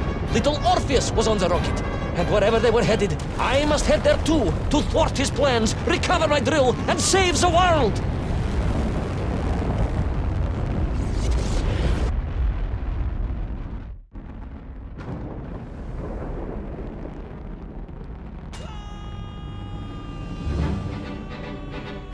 Will our enthusiastic yet disorientated hero be burnt to a cinder by the rocket's engines? Will he be smashed into the rock that surely must be beyond the Lemurian skies? Does Nikolai Petrovich Komanin really need any more medals? What was the strange clock, and what could it all mean? All of these questions and more will be answered, if you're extremely lucky, in the next exciting episode of Little Orpheus!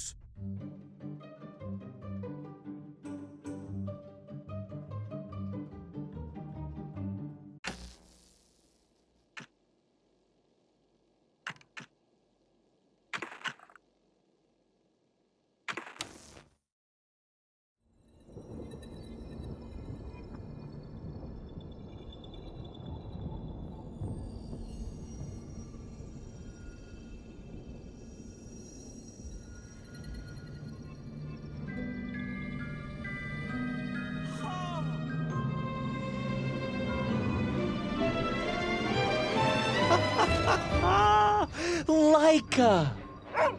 Are you stark raving mad? It was Laika. I am sure of it. That spirited little dog saved me. Laika saved you in her little space machine. I believe the correct term is capsule, General. Don't push your luck any further, Ivan Ivanovich. I fear it might snap. Oh, my apologies, General. In my excitement to explain what I discovered on the far side of the Metagalacticus Interiores, I got carried away. And it happened like this.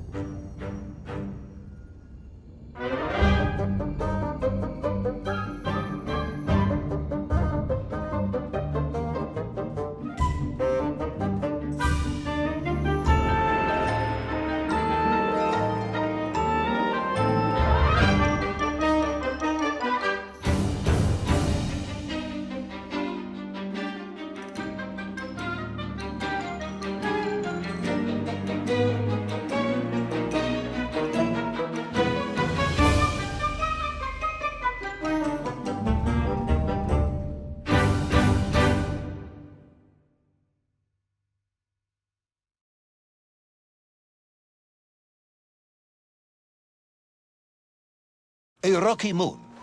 It's the center of the Earth. The source of all creation, General. A place where time flowed like rivers, and boulders of raw matter rained like comets upon the cratered rock. Another miraculous escape from death. Another happy accident. It was no accident, General. Laika took me there entirely deliberately. I'm sure of that. She continues to be a heroine and a savior and protector of our great nation.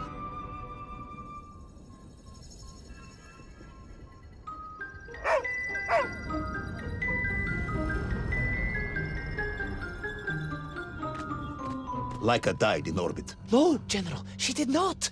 She's very much alive and happy, and currently living several miles below our feet. Laika is dead, Ivan. She most certainly is not, General. This is the real world, Tovarish. A world where you did not go to the center of the Earth, and Laika died in orbit. In my world, General, Laika is still alive. A better world, some may argue.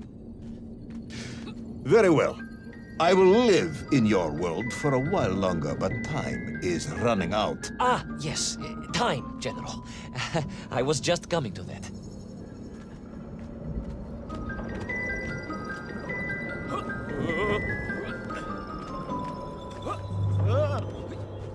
There in the distance it stood, enveloped in a mighty time storm. The world clock, General. The beating heart of all history.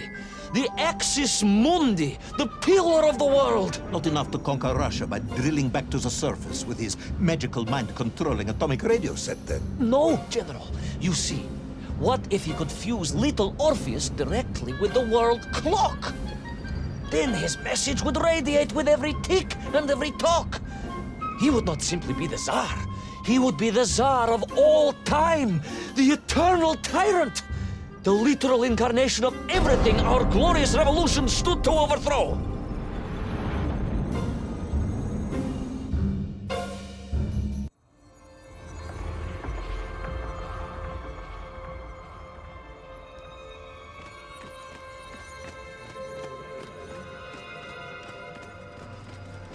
Sonikiv! Uncanny, General.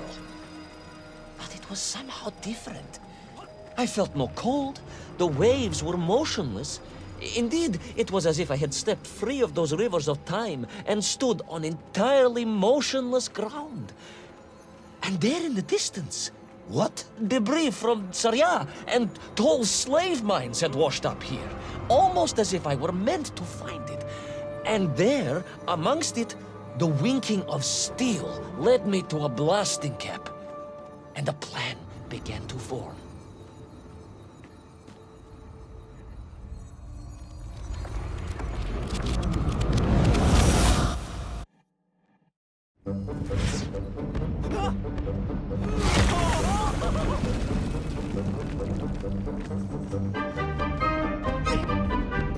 The terrain was ferocious. Explosive eruptions of fire and heat. Thunderous emissions.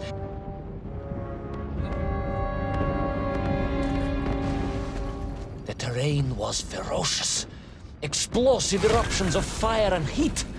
thunderous emissions, and lethal gases. Much like your cousin Pavel, perhaps, as a result of consuming all of those stolen eggs. Ah, General, you have been listening after all.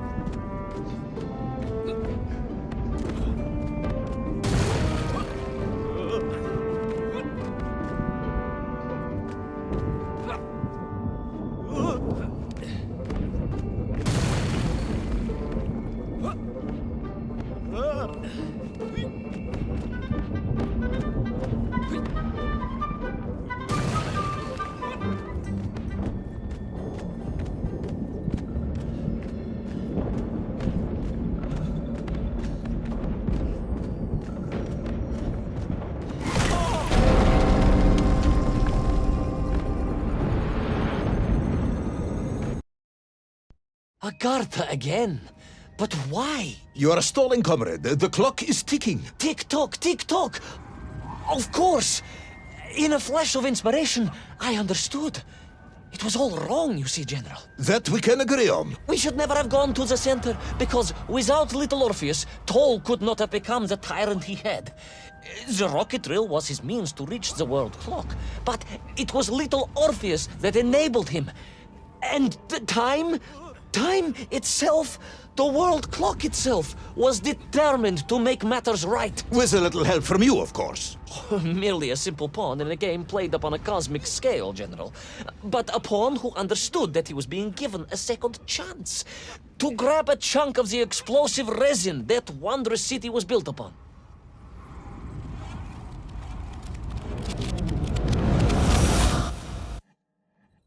And I was back.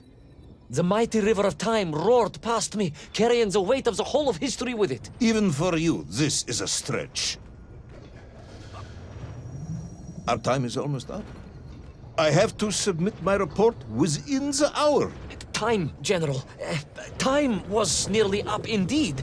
That ancient and magical river that carried me along was surely moving inevitably towards some kind of end.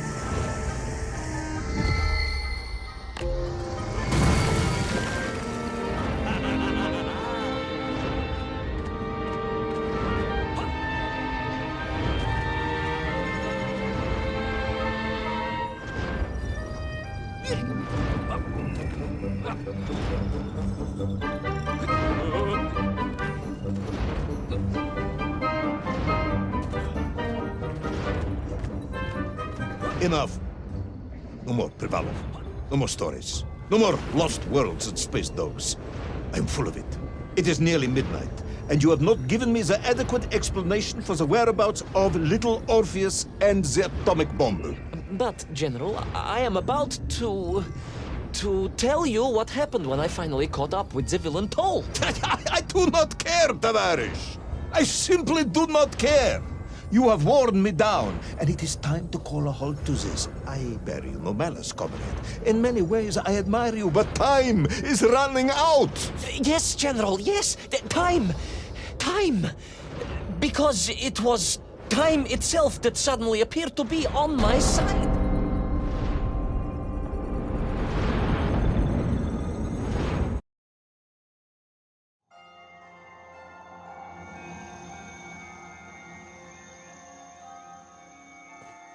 Perhaps the world clock was so impressed with your egg-wearing antics it decided to return you to Plutonia for a second attempt. I would strongly suggest you cut to the chase. The chase, yes. The pursuit of Toll and Little Orpheus. I stood there with the resin fragment in one hand and the blasting cap in the other, and then, just like that, a clock began to ring. The world clock? No, General, an alarm clock. My Slava alarm clock, in fact, given to me by Auntie Marsha. The one who married the beef investigator. The very same. And the moment I saw that clock, I knew what I had to do.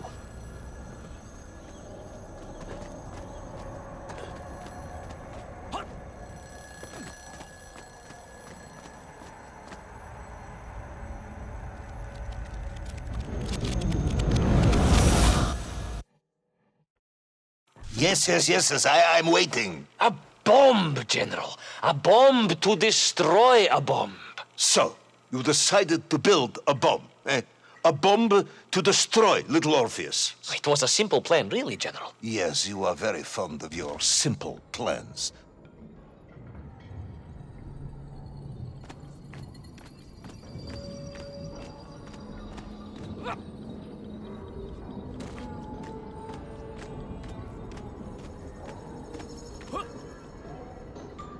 It was the last time I was to see those poor enslaved men on my journey.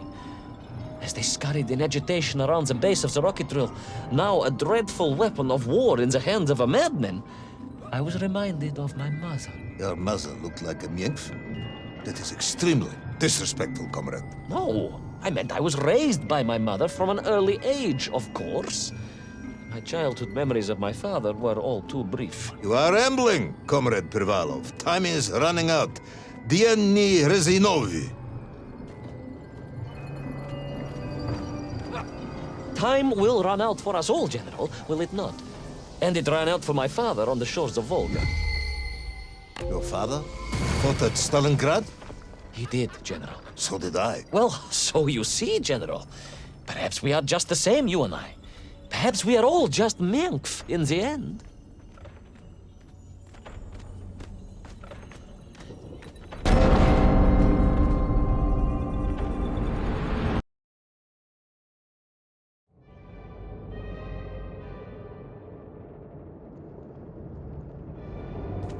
What possible use in the construction of a bomb could be found in the belly of a giant whale?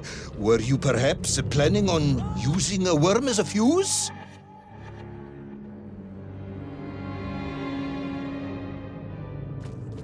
What possible use in the construction of a bomb could be found in the belly of a giant whale? Were you perhaps planning on using a worm as a fuse? That would be ridiculous, General. I would hate to undermine your otherwise entirely plausible account. You forget, General. The belly of the beast was full of shipwrecks. And on one of them, I was bound to find what I was looking for. Fuse wire. Comrade, yes, you'd forgotten all about the fuse until I reminded you, hadn't you? General, your cynicism is unbecoming to a man of your rank and stature.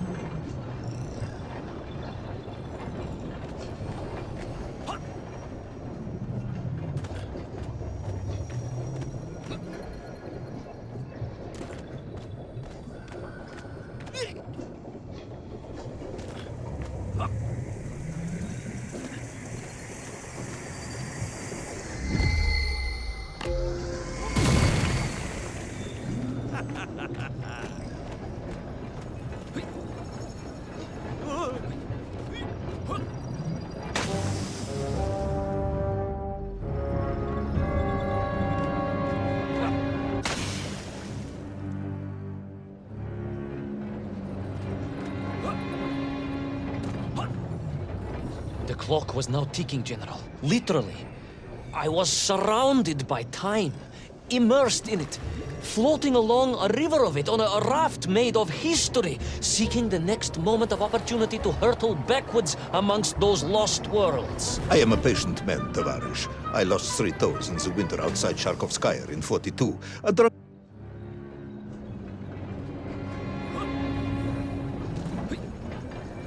The clock was now ticking, General. Literally. I was surrounded by time, immersed in it, floating along a river of it on a raft made of history, seeking the next moment of opportunity to hurtle backwards amongst those lost worlds. I am a patient man, Tavarish. I lost 3 toes in the winter outside Sharkovskaya in 42. A drunken dentist removed 2 frostbitten...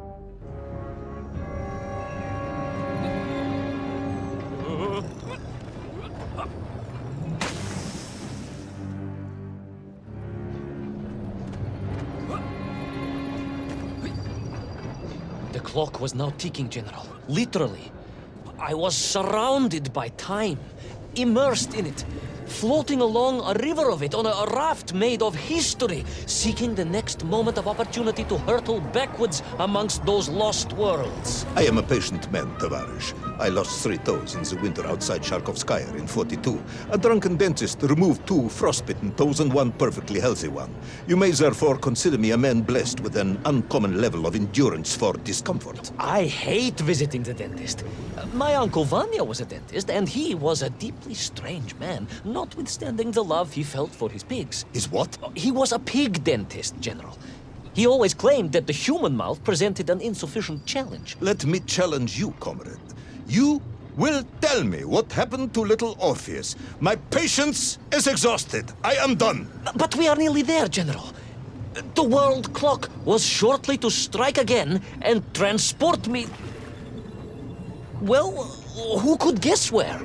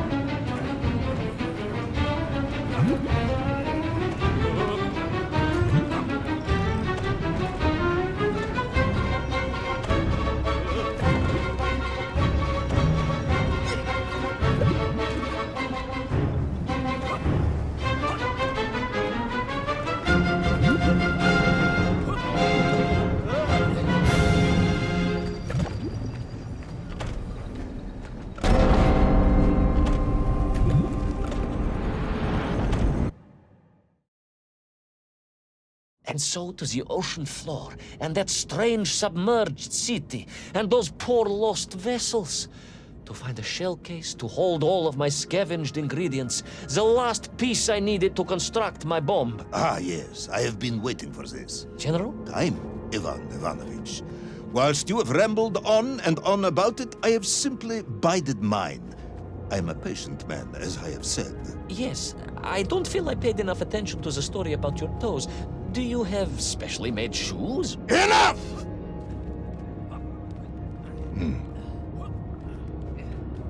Now I have your full attention. Indulge me, Tavarish.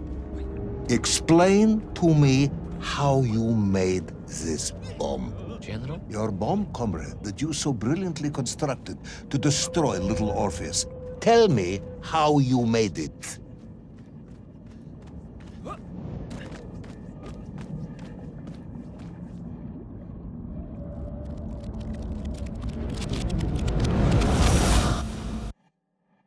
Well, In detail. The type of detail that should present no problem to a man who is actually capable of building a bomb, which I suspect would be an entirely different man to one who cheated on his entrance exams for the cosmonaut program.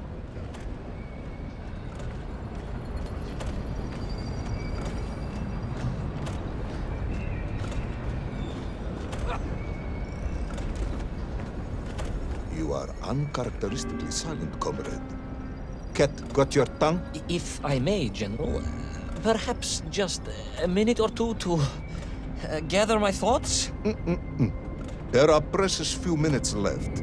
We have reached our conclusion, I think.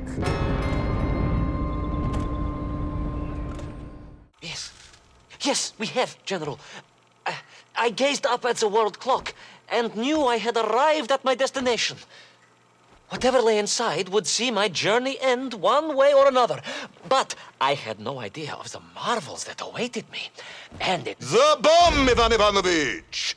Tell me how you built the bomb! It was a wonderful sight. The world... It is 2 minutes to midnight, Ivan. It is time to end this story.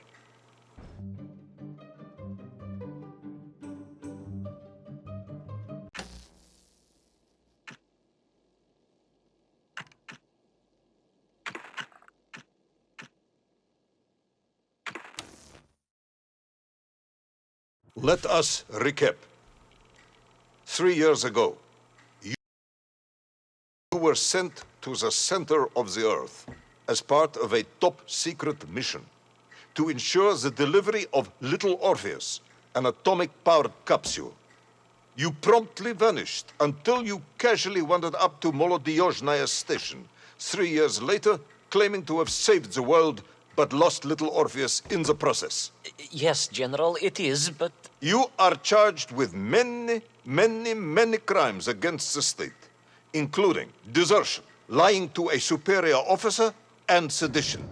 Any one of these charges bears the punishment of execution by firing squad.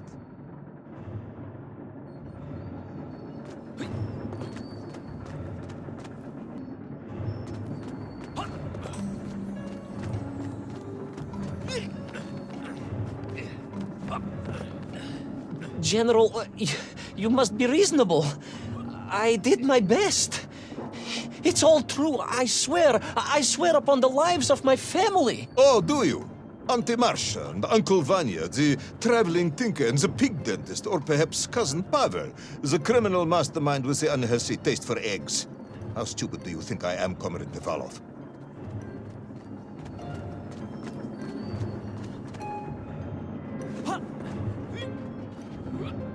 Subdayu, it is all true. Maybe your toy maker, or was it watchmaker, Faza, who apparently taught you all he knew, despite being killed when you were less than 5 years old. I was a fast learner?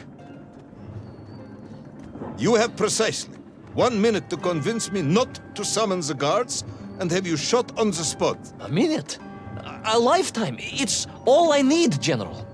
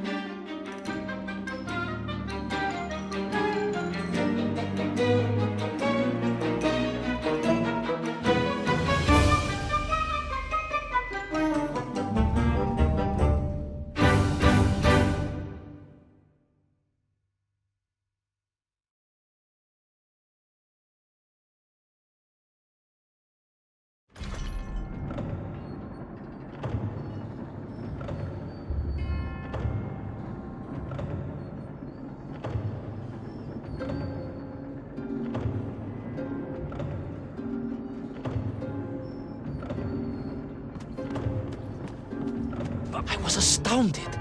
My father, I told you, I think I told you, he was a toy maker, and he often played with clockwork parts. Tavares. But this made all those childhood wonders pale into insignificance. And it was fortunate indeed that my uncle... Vanya, the pig dentist? No, my other uncle, Sasha, had taken me mountaineering in the Urals during my childhood, for it was only by scaling these giant mechanical parts that I would reach Little Orpheus. Yes, I had been thinking that it seems awfully convenient that you were such an accomplished climber. I don't, however, recall any mention of this Uncle Sasha in your file. He was a very private He was a man. very unlikely man. That was Uncle Sasha's blessing and his curse.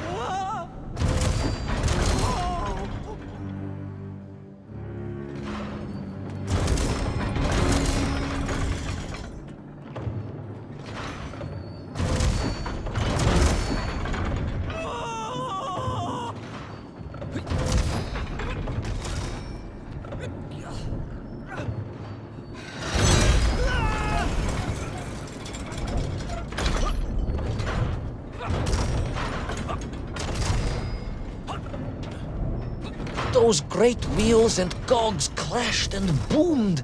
The vast hands of all time crunching forever and ever around. Ivan Ivanovich. Pendulums and springs and great big wheels and tiny little wheels. Tavarish Privalov, stop. Though at least the Myenk were not here, especially as they seemed to infest the world below the surface. Myenk everywhere. Myenk. Many Myenk aplenty. Myenk. You are babbling. Comrade, enough.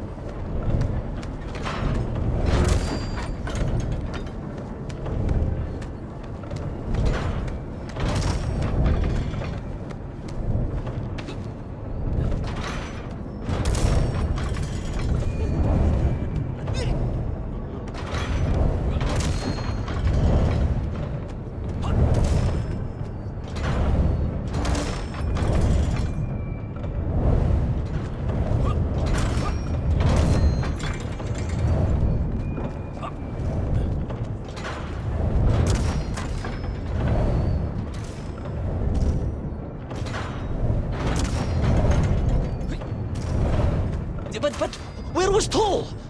Aha! High above. On the clock face, perhaps. With his radios and his crystals. Now, if I could just reach him, I could use the bomb. There is no bomb. You have no idea how to make a bomb. You have no idea about how to do anything one might actually expect of a cosmonaut. The bomb? Ivan Ivanovich! General? Time is up.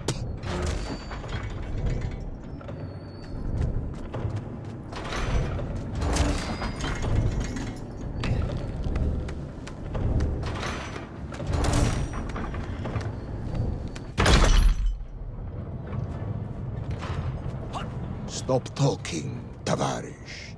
You don't know what happens next. It is obvious. You've done very well. I applaud you for your efforts and your story. It is a wonderful tale, Comrade Privalov. I have enjoyed it immensely. But every story needs an ending. And it is clear yours does not have one. I just need more time. I think that even if I gave you all the time in the world, it would not be enough. No, General. I can do this. That is, I remember what happens next. I just need to catch my breath and compose myself. We both know how this story ends, comrade. But Little Orpheus, you haven't heard what happened. We will find out soon enough. You will be executed, and another expedition will be sent. No, you cannot. You cannot. We must never go back. You don't understand. Make me, then. Make me understand. I am a kind man, although you may not believe this. I do not want to have you shot. So help me. Make me understand. Tell me what happened to Little Orpheus.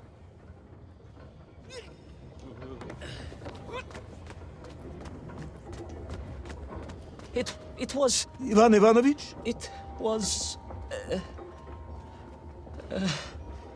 It was... No. I'm sorry, General. I'm sorry, I have no idea. You are right. I simply cannot think what happened next. It's just... a blank, General. There's nothing there. I am very tired, you see. Comrade Privalov. Ivan. You're right. It's over, General. Perhaps you would be so kind as to write to my mother for me. Of course I will. You are a kind man, as you have said. And, General... Yes, Ivan. Was it a good story? Oh, yes. It was an excellent story. Thank you, General. I am just sorry I couldn't give you an ending. Unless... General? Quiet, Tovarish. I am thinking. Unless... I seem to remember that there were many problems with Little Orpheus during production. General? Problems with the casing around the atomic battery. Concerns. Concerns, General? Yes, concerns. Unlikely though that might be. Yeah, it seems if I remember that it failed to secure properly. A sharp blow could spring the hatch and expose the fragile casing of the bomb to any would-be vandal. I'm not sure I follow. A resourceful yet forgetful hero might, one would think, take advantage of that fact. But how, General? Where would I find something to strike it with? The son of a watchmaker would easily find something within a giant clock mechanism that resembled a hammer, surely. A hammer? Why, yes, General. I do remember now. I grasped the hammer-shaped thingamabob. Let's just agree it was a hammer, Ivan. Yes, of course. Let's do that. I recovered my senses, shook my head, and looked about me.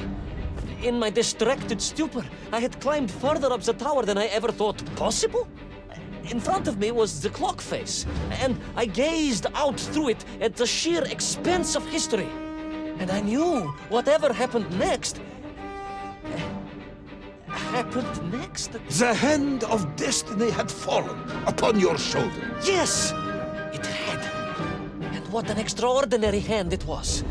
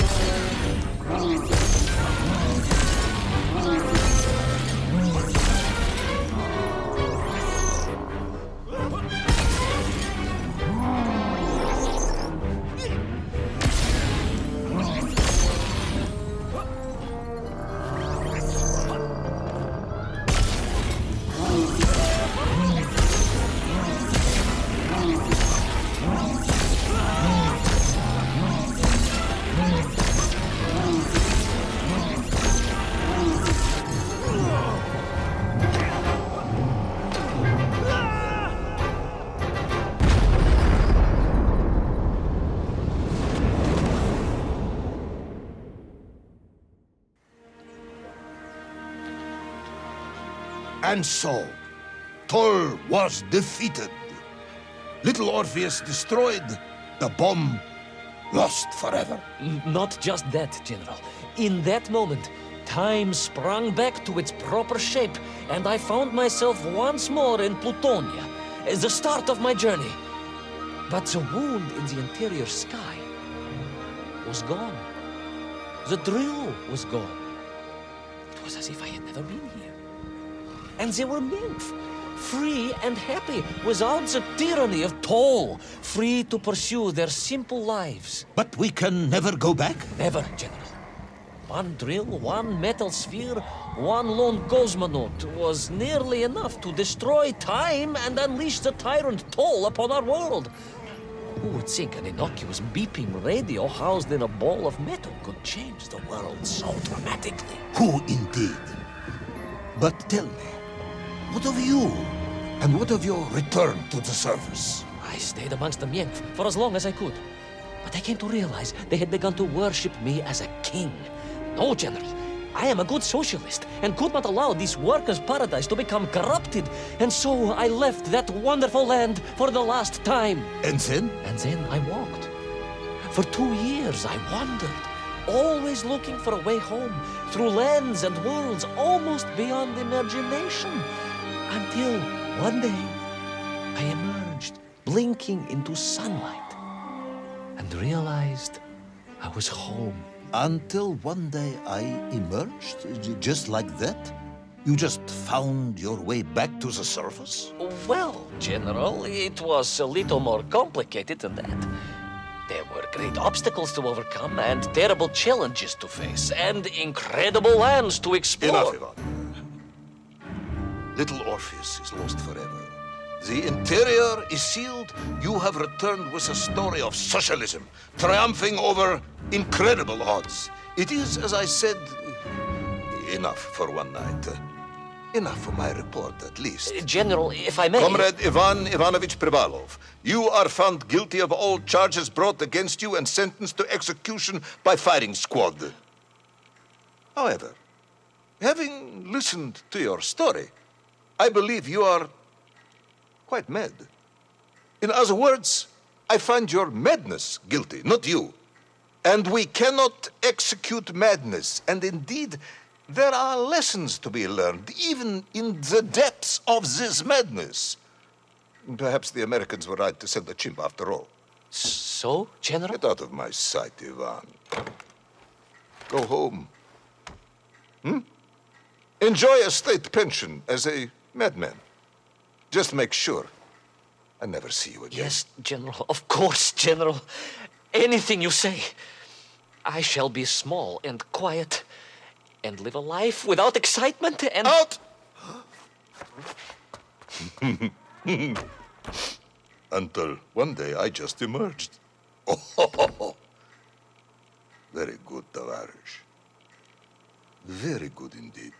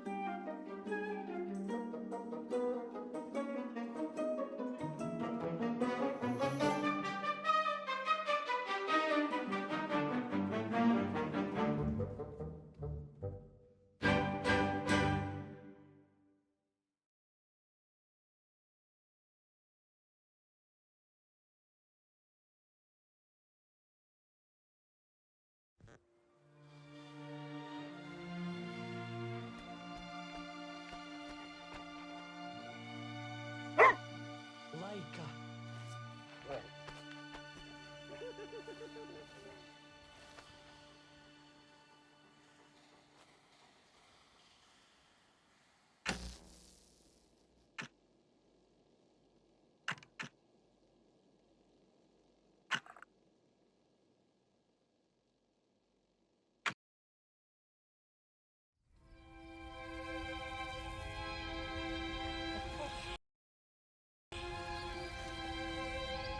Who's the best space dog?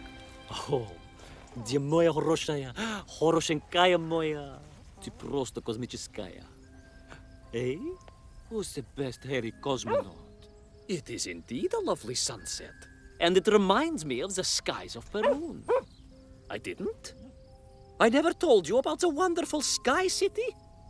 Well, it was an extraordinary place, but one filled with dangers. Well, it might have been simple for you to cross it, but you were in a space capsule. I had to rely on my own 2 feet, my noshki. Feet which, I might add, had just crossed the interior, beaten the villain Toll, and helped inspire the Myank to a workers' revolution. Oh, that's all very easy for you to say, but your idea of civilized behavior is licking your own bottom in public. No. My adventures above the clouds were filled with untold dangers, death-defying escapes, and some really quite extraordinarily large bielaribica. And it happened like this.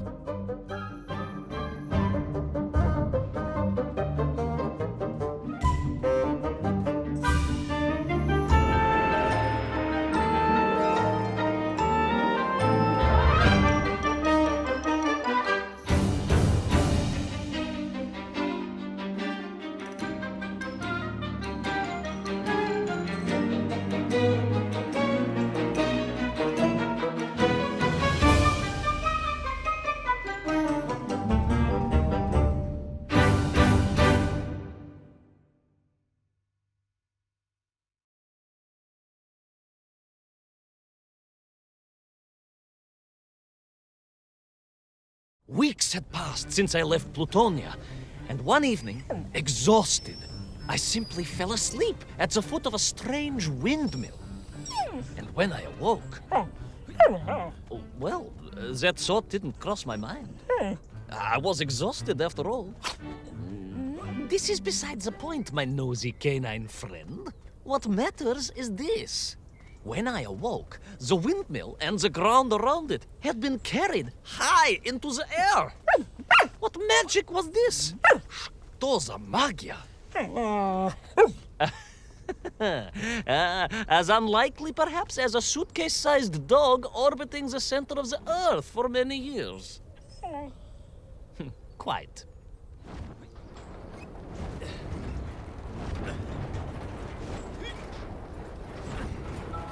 Quick as a flash, Kakmonia, my training leapt into play, and I began to paddle the strange contraption through the clouds in search of answers. It is entirely possible that a miller who owns a windmill capable of levitating high into the air may also own a flying machine. Oh, now you're just being silly. May I continue my recounting of how I sailed over the sky gardens towards the mystical city of Peru? Oh, I must, my moju shatidrug. I must.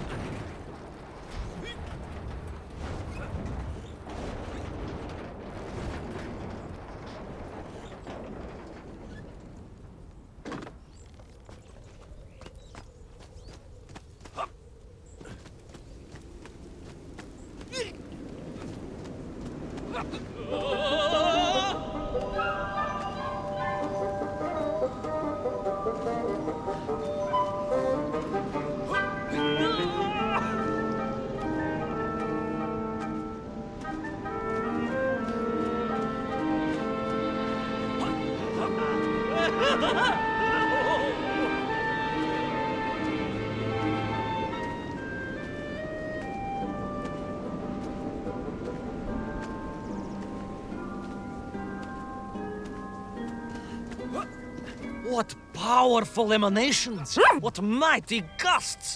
What an epic schwall! They reminded me of Cousin Pavel, yes! But whereas his rearward zephyrs could curdle milk and tarnish the teaspoons, these magical wafts only serve to carry me aloft and onwards.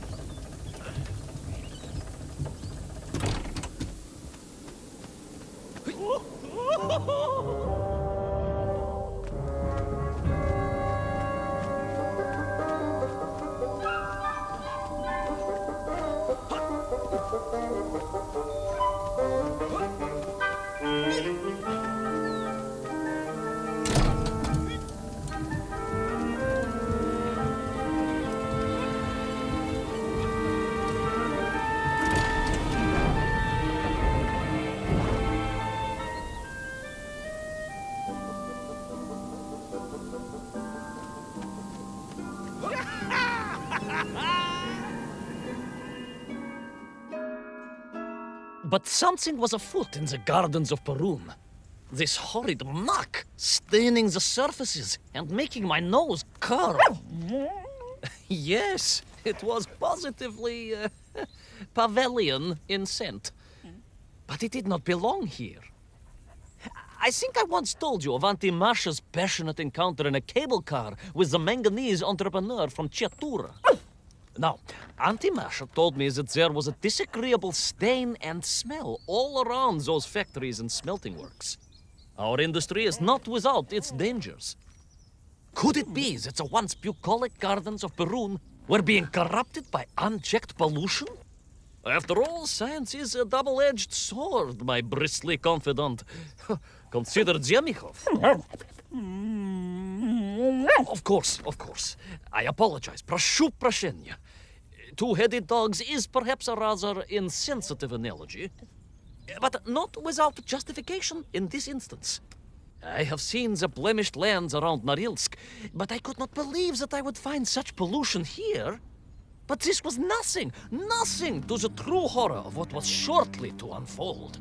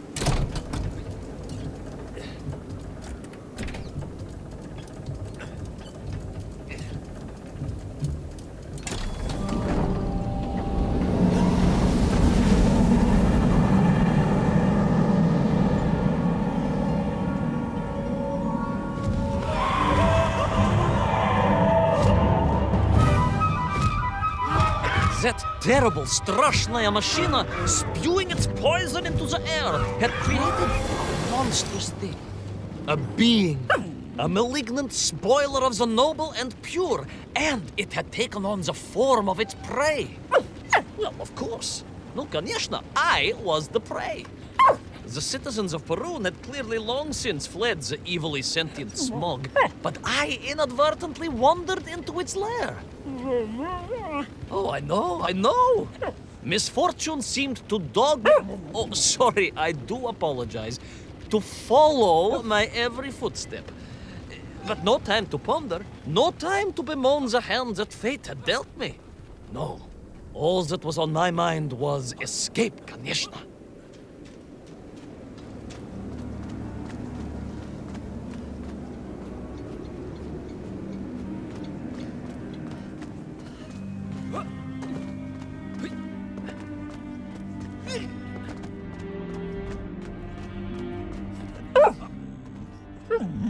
Yes, it was most interesting. The windmill seemed to be from an earlier age. Perhaps this was a devastating warning of the destructive power of unfettered industrialization. I most certainly had not forgotten about the windmills. I did not get carried away. You are missing the point. Perhaps because you are only a small dog. Oh, a brilliant, brave, spacefaring dog, of course, but a small Sabashka nonetheless. If you perhaps listened more and interrupted less, I am just getting to the explanation of the windmills.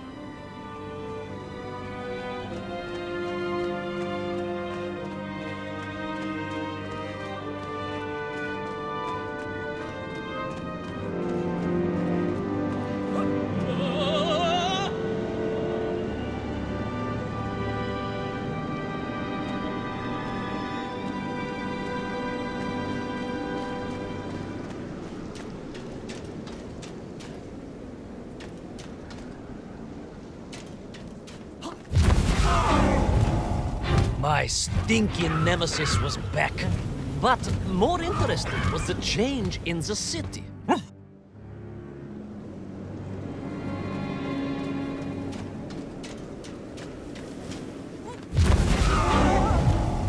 My stinky nemesis was back. But more interesting was the change in the city. The windmills were fading out, clearly obsoleted, mothballed, relics.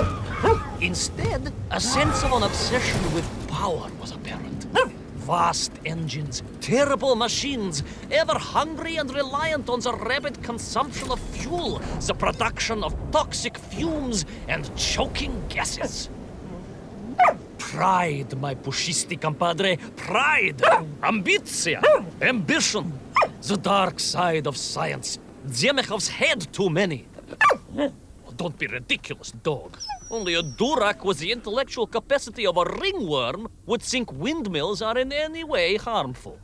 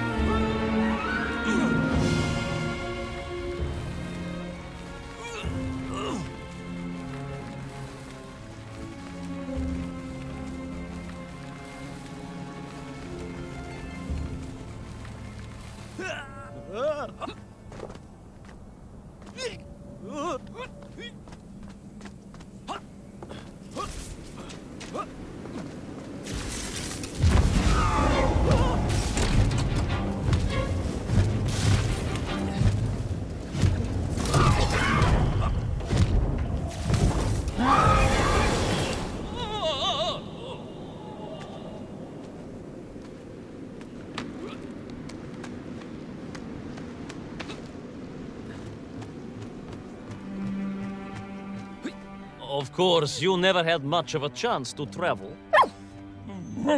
Sarcasm doesn't suit you. You don't have the tail for it. You do, at least, have a tail. Mind you, family gossip maintained that so did Uncle Rabliem, although it was apparently little more than a stub, and a source of considerable discomfort and social anxiety for him. The question of whether or not Uncle Rabliem wagged his stub is very much off topic. What I am trying to say is that your upbringing on the streets of Moscow meant you never saw the blackened fields of Magnitogorsk, the sacrifices made by the valiant citizens of that industrial heartland, as they drowned in their own blight, even as they powered the state forwards. I was reminded of Magnitogorsk as I wandered through those fields of pipes and foundries, and I wept for the loss of innocence that so often goes hand in hand with progress.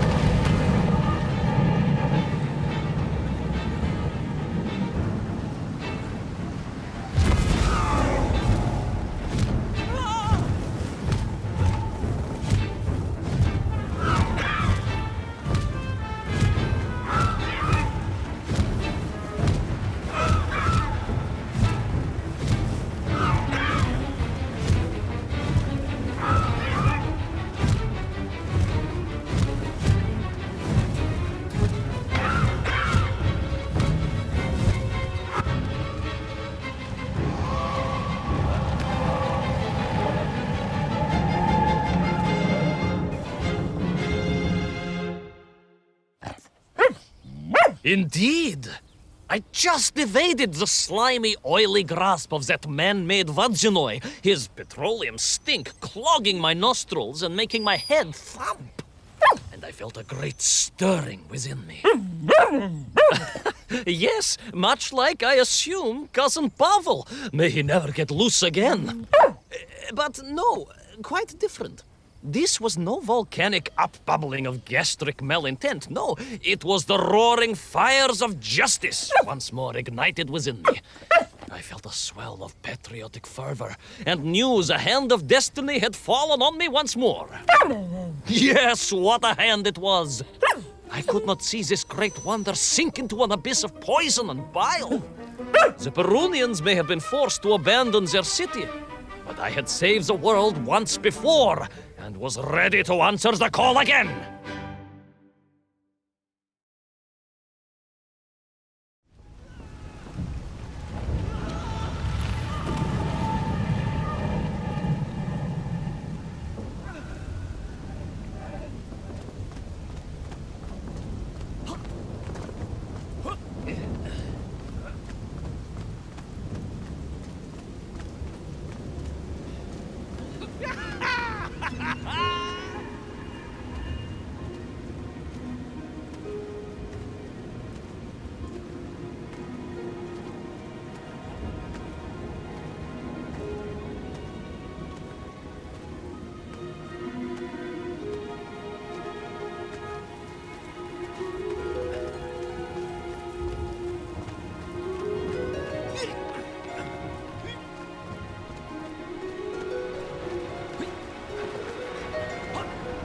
What strange metal bielorybitsa clearly designed to swim through the air? I was amazed. And there was more.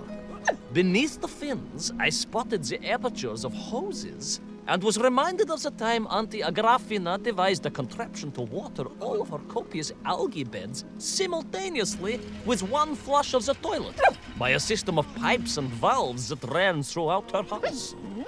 Можно так сказать, in a manner of speaking, yes. Her algae were most irrigated, although her neighbor Victor was washing his trousers in the sink at the time and was bruised quite severely about the face and body. But these were no ordinary flying metal fish. They were designed to expel air, fresh air, and push back the polluted clouds.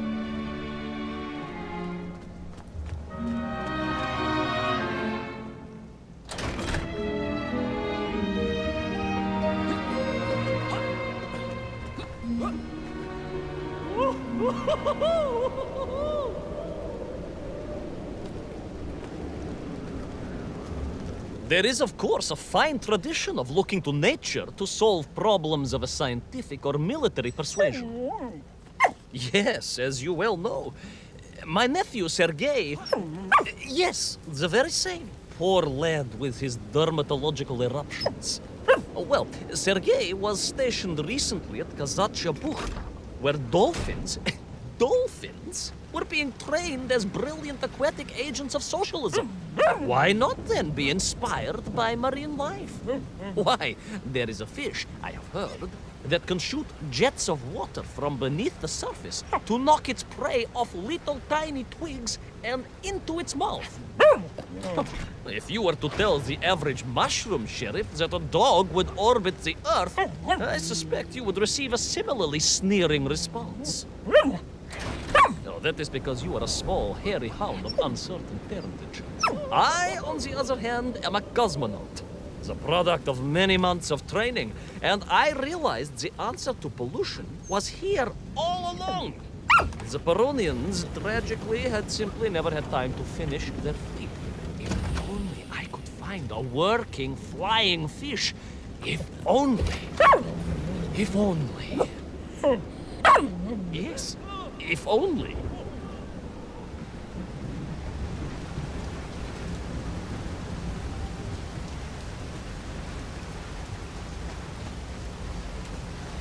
It made perfect sense, of course. The poisonous Tuhata that engulfed Perun was like a nasty cold. And you know what to do with a cold to rid yourself of it. You may not get colds, but nor can you operate pea-shelling machinery. So, don't get ideas above your station. We humans, on the other hand, may produce up to 16 million perfectly unshelled peas in an average shift. But we are martyrs to our sinuses. But to clear them, aha! These are remedies we Russians have been perfecting over the long centuries of harsh winters. Onions. quick snifter of onion oil will clear your head faster than a Pragviev can clear a hypothetical minefield. Yes, if I could find a functional fish, I would become that onion.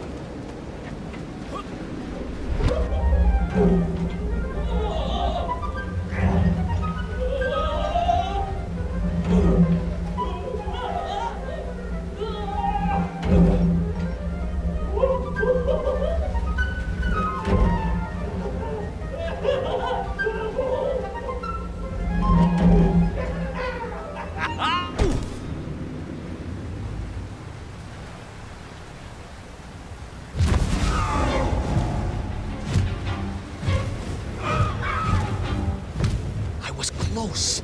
I could feel it. Yes, the working fish, the ribka. I could feel I was at the heart of Perun, and my noxious pursuer had renewed its chase with a terrible vigor.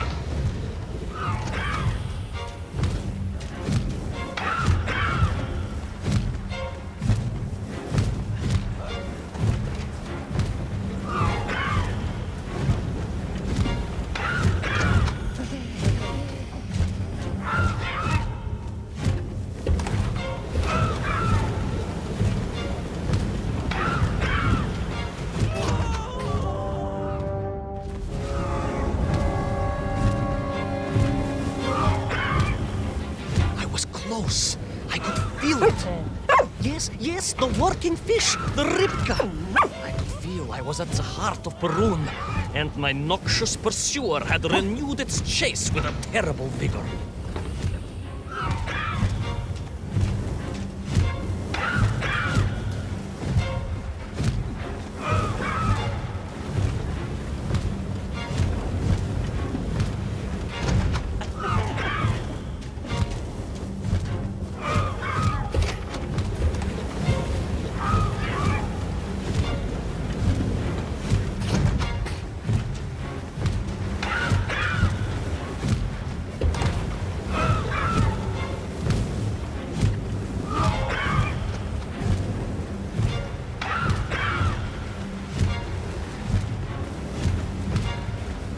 Not far now. I just had to keep going, keep pushing. It's almost as if you knew, Pavel. Uncanny. Double jet.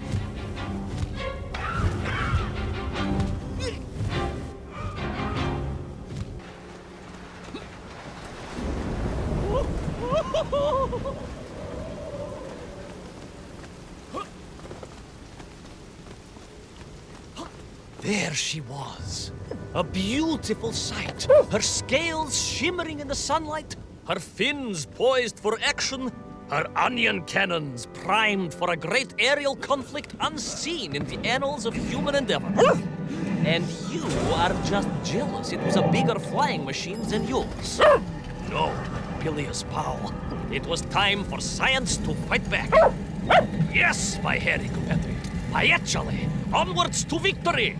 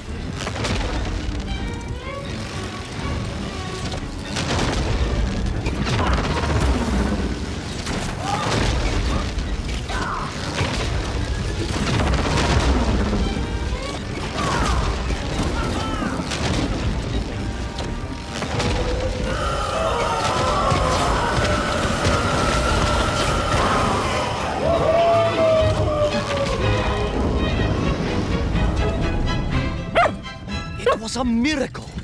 I found myself swooping through beautiful clear skies, the strange interior sunlight gleaming on the sides of my fishy vessel. I heard birds clear their little throats and begin their wondrous gvalt, the wind gently humming on the fins. And then, all of a sudden, under it all, well, you see, in my hurry, it didn't even occur to me to check how much fuel was carried in the strange craft.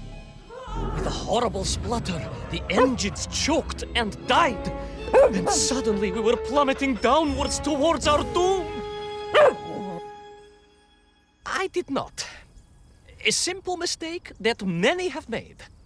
Why, my Aunt Agrafina met her untimely demise being late for a fungal sculpting seminar and making exactly the same error. Only, unfortunately, it left her stranded in sub-zero temperatures just outside Pravachitsinsk. She wasn't found until 18 years after her own funeral, but was perfectly preserved. Remarkable, really. It is beside the point, yes. So, there I was. My fabulous ship had become a terrible prison. I was hurtling to my almost certain death. My triumph turned to tragedy. But then... well, you know what happened next. Even so, moi magnati drug, that is a story for another time. A most extraordinary story, of course, filled with dangers and wonders, and canals, and invasions, and strange doorways to other worlds. But perhaps too long a story for now. Yes, indeed, my canine tavarish. Time for soup. Auntie Agrafina's famous borscht. Coming? You know, I think you really did have the happier time in Perun. The benefits of being a suitcase-sized dog in a little space machine, perhaps. Yes, the correct term is indeed capsule, as I told the general once. Why, a letter just the other week. He's thinking of retiring, he says. Yes, and moving to Bashkiria to nurture bees. Bees? It surprised me too. I thought if animal husbandry was to be his passion, it would be a large, manly animal like elk, or bears, or a caban. Perhaps the bees he is thinking of are particularly militaristic. Or stingy, yes. Did you want bread with your soup? In which case, there's half a tin of old beef you could also finish. Somewhat grey, but I'm sure it won't taste awful. Yes, my four-legged associate. Now, did I ever tell you the story of when Uncle Rablien got his stub ensnared in the seat of a wicker chair in the finest fish restaurant in the whole of Taliatsia?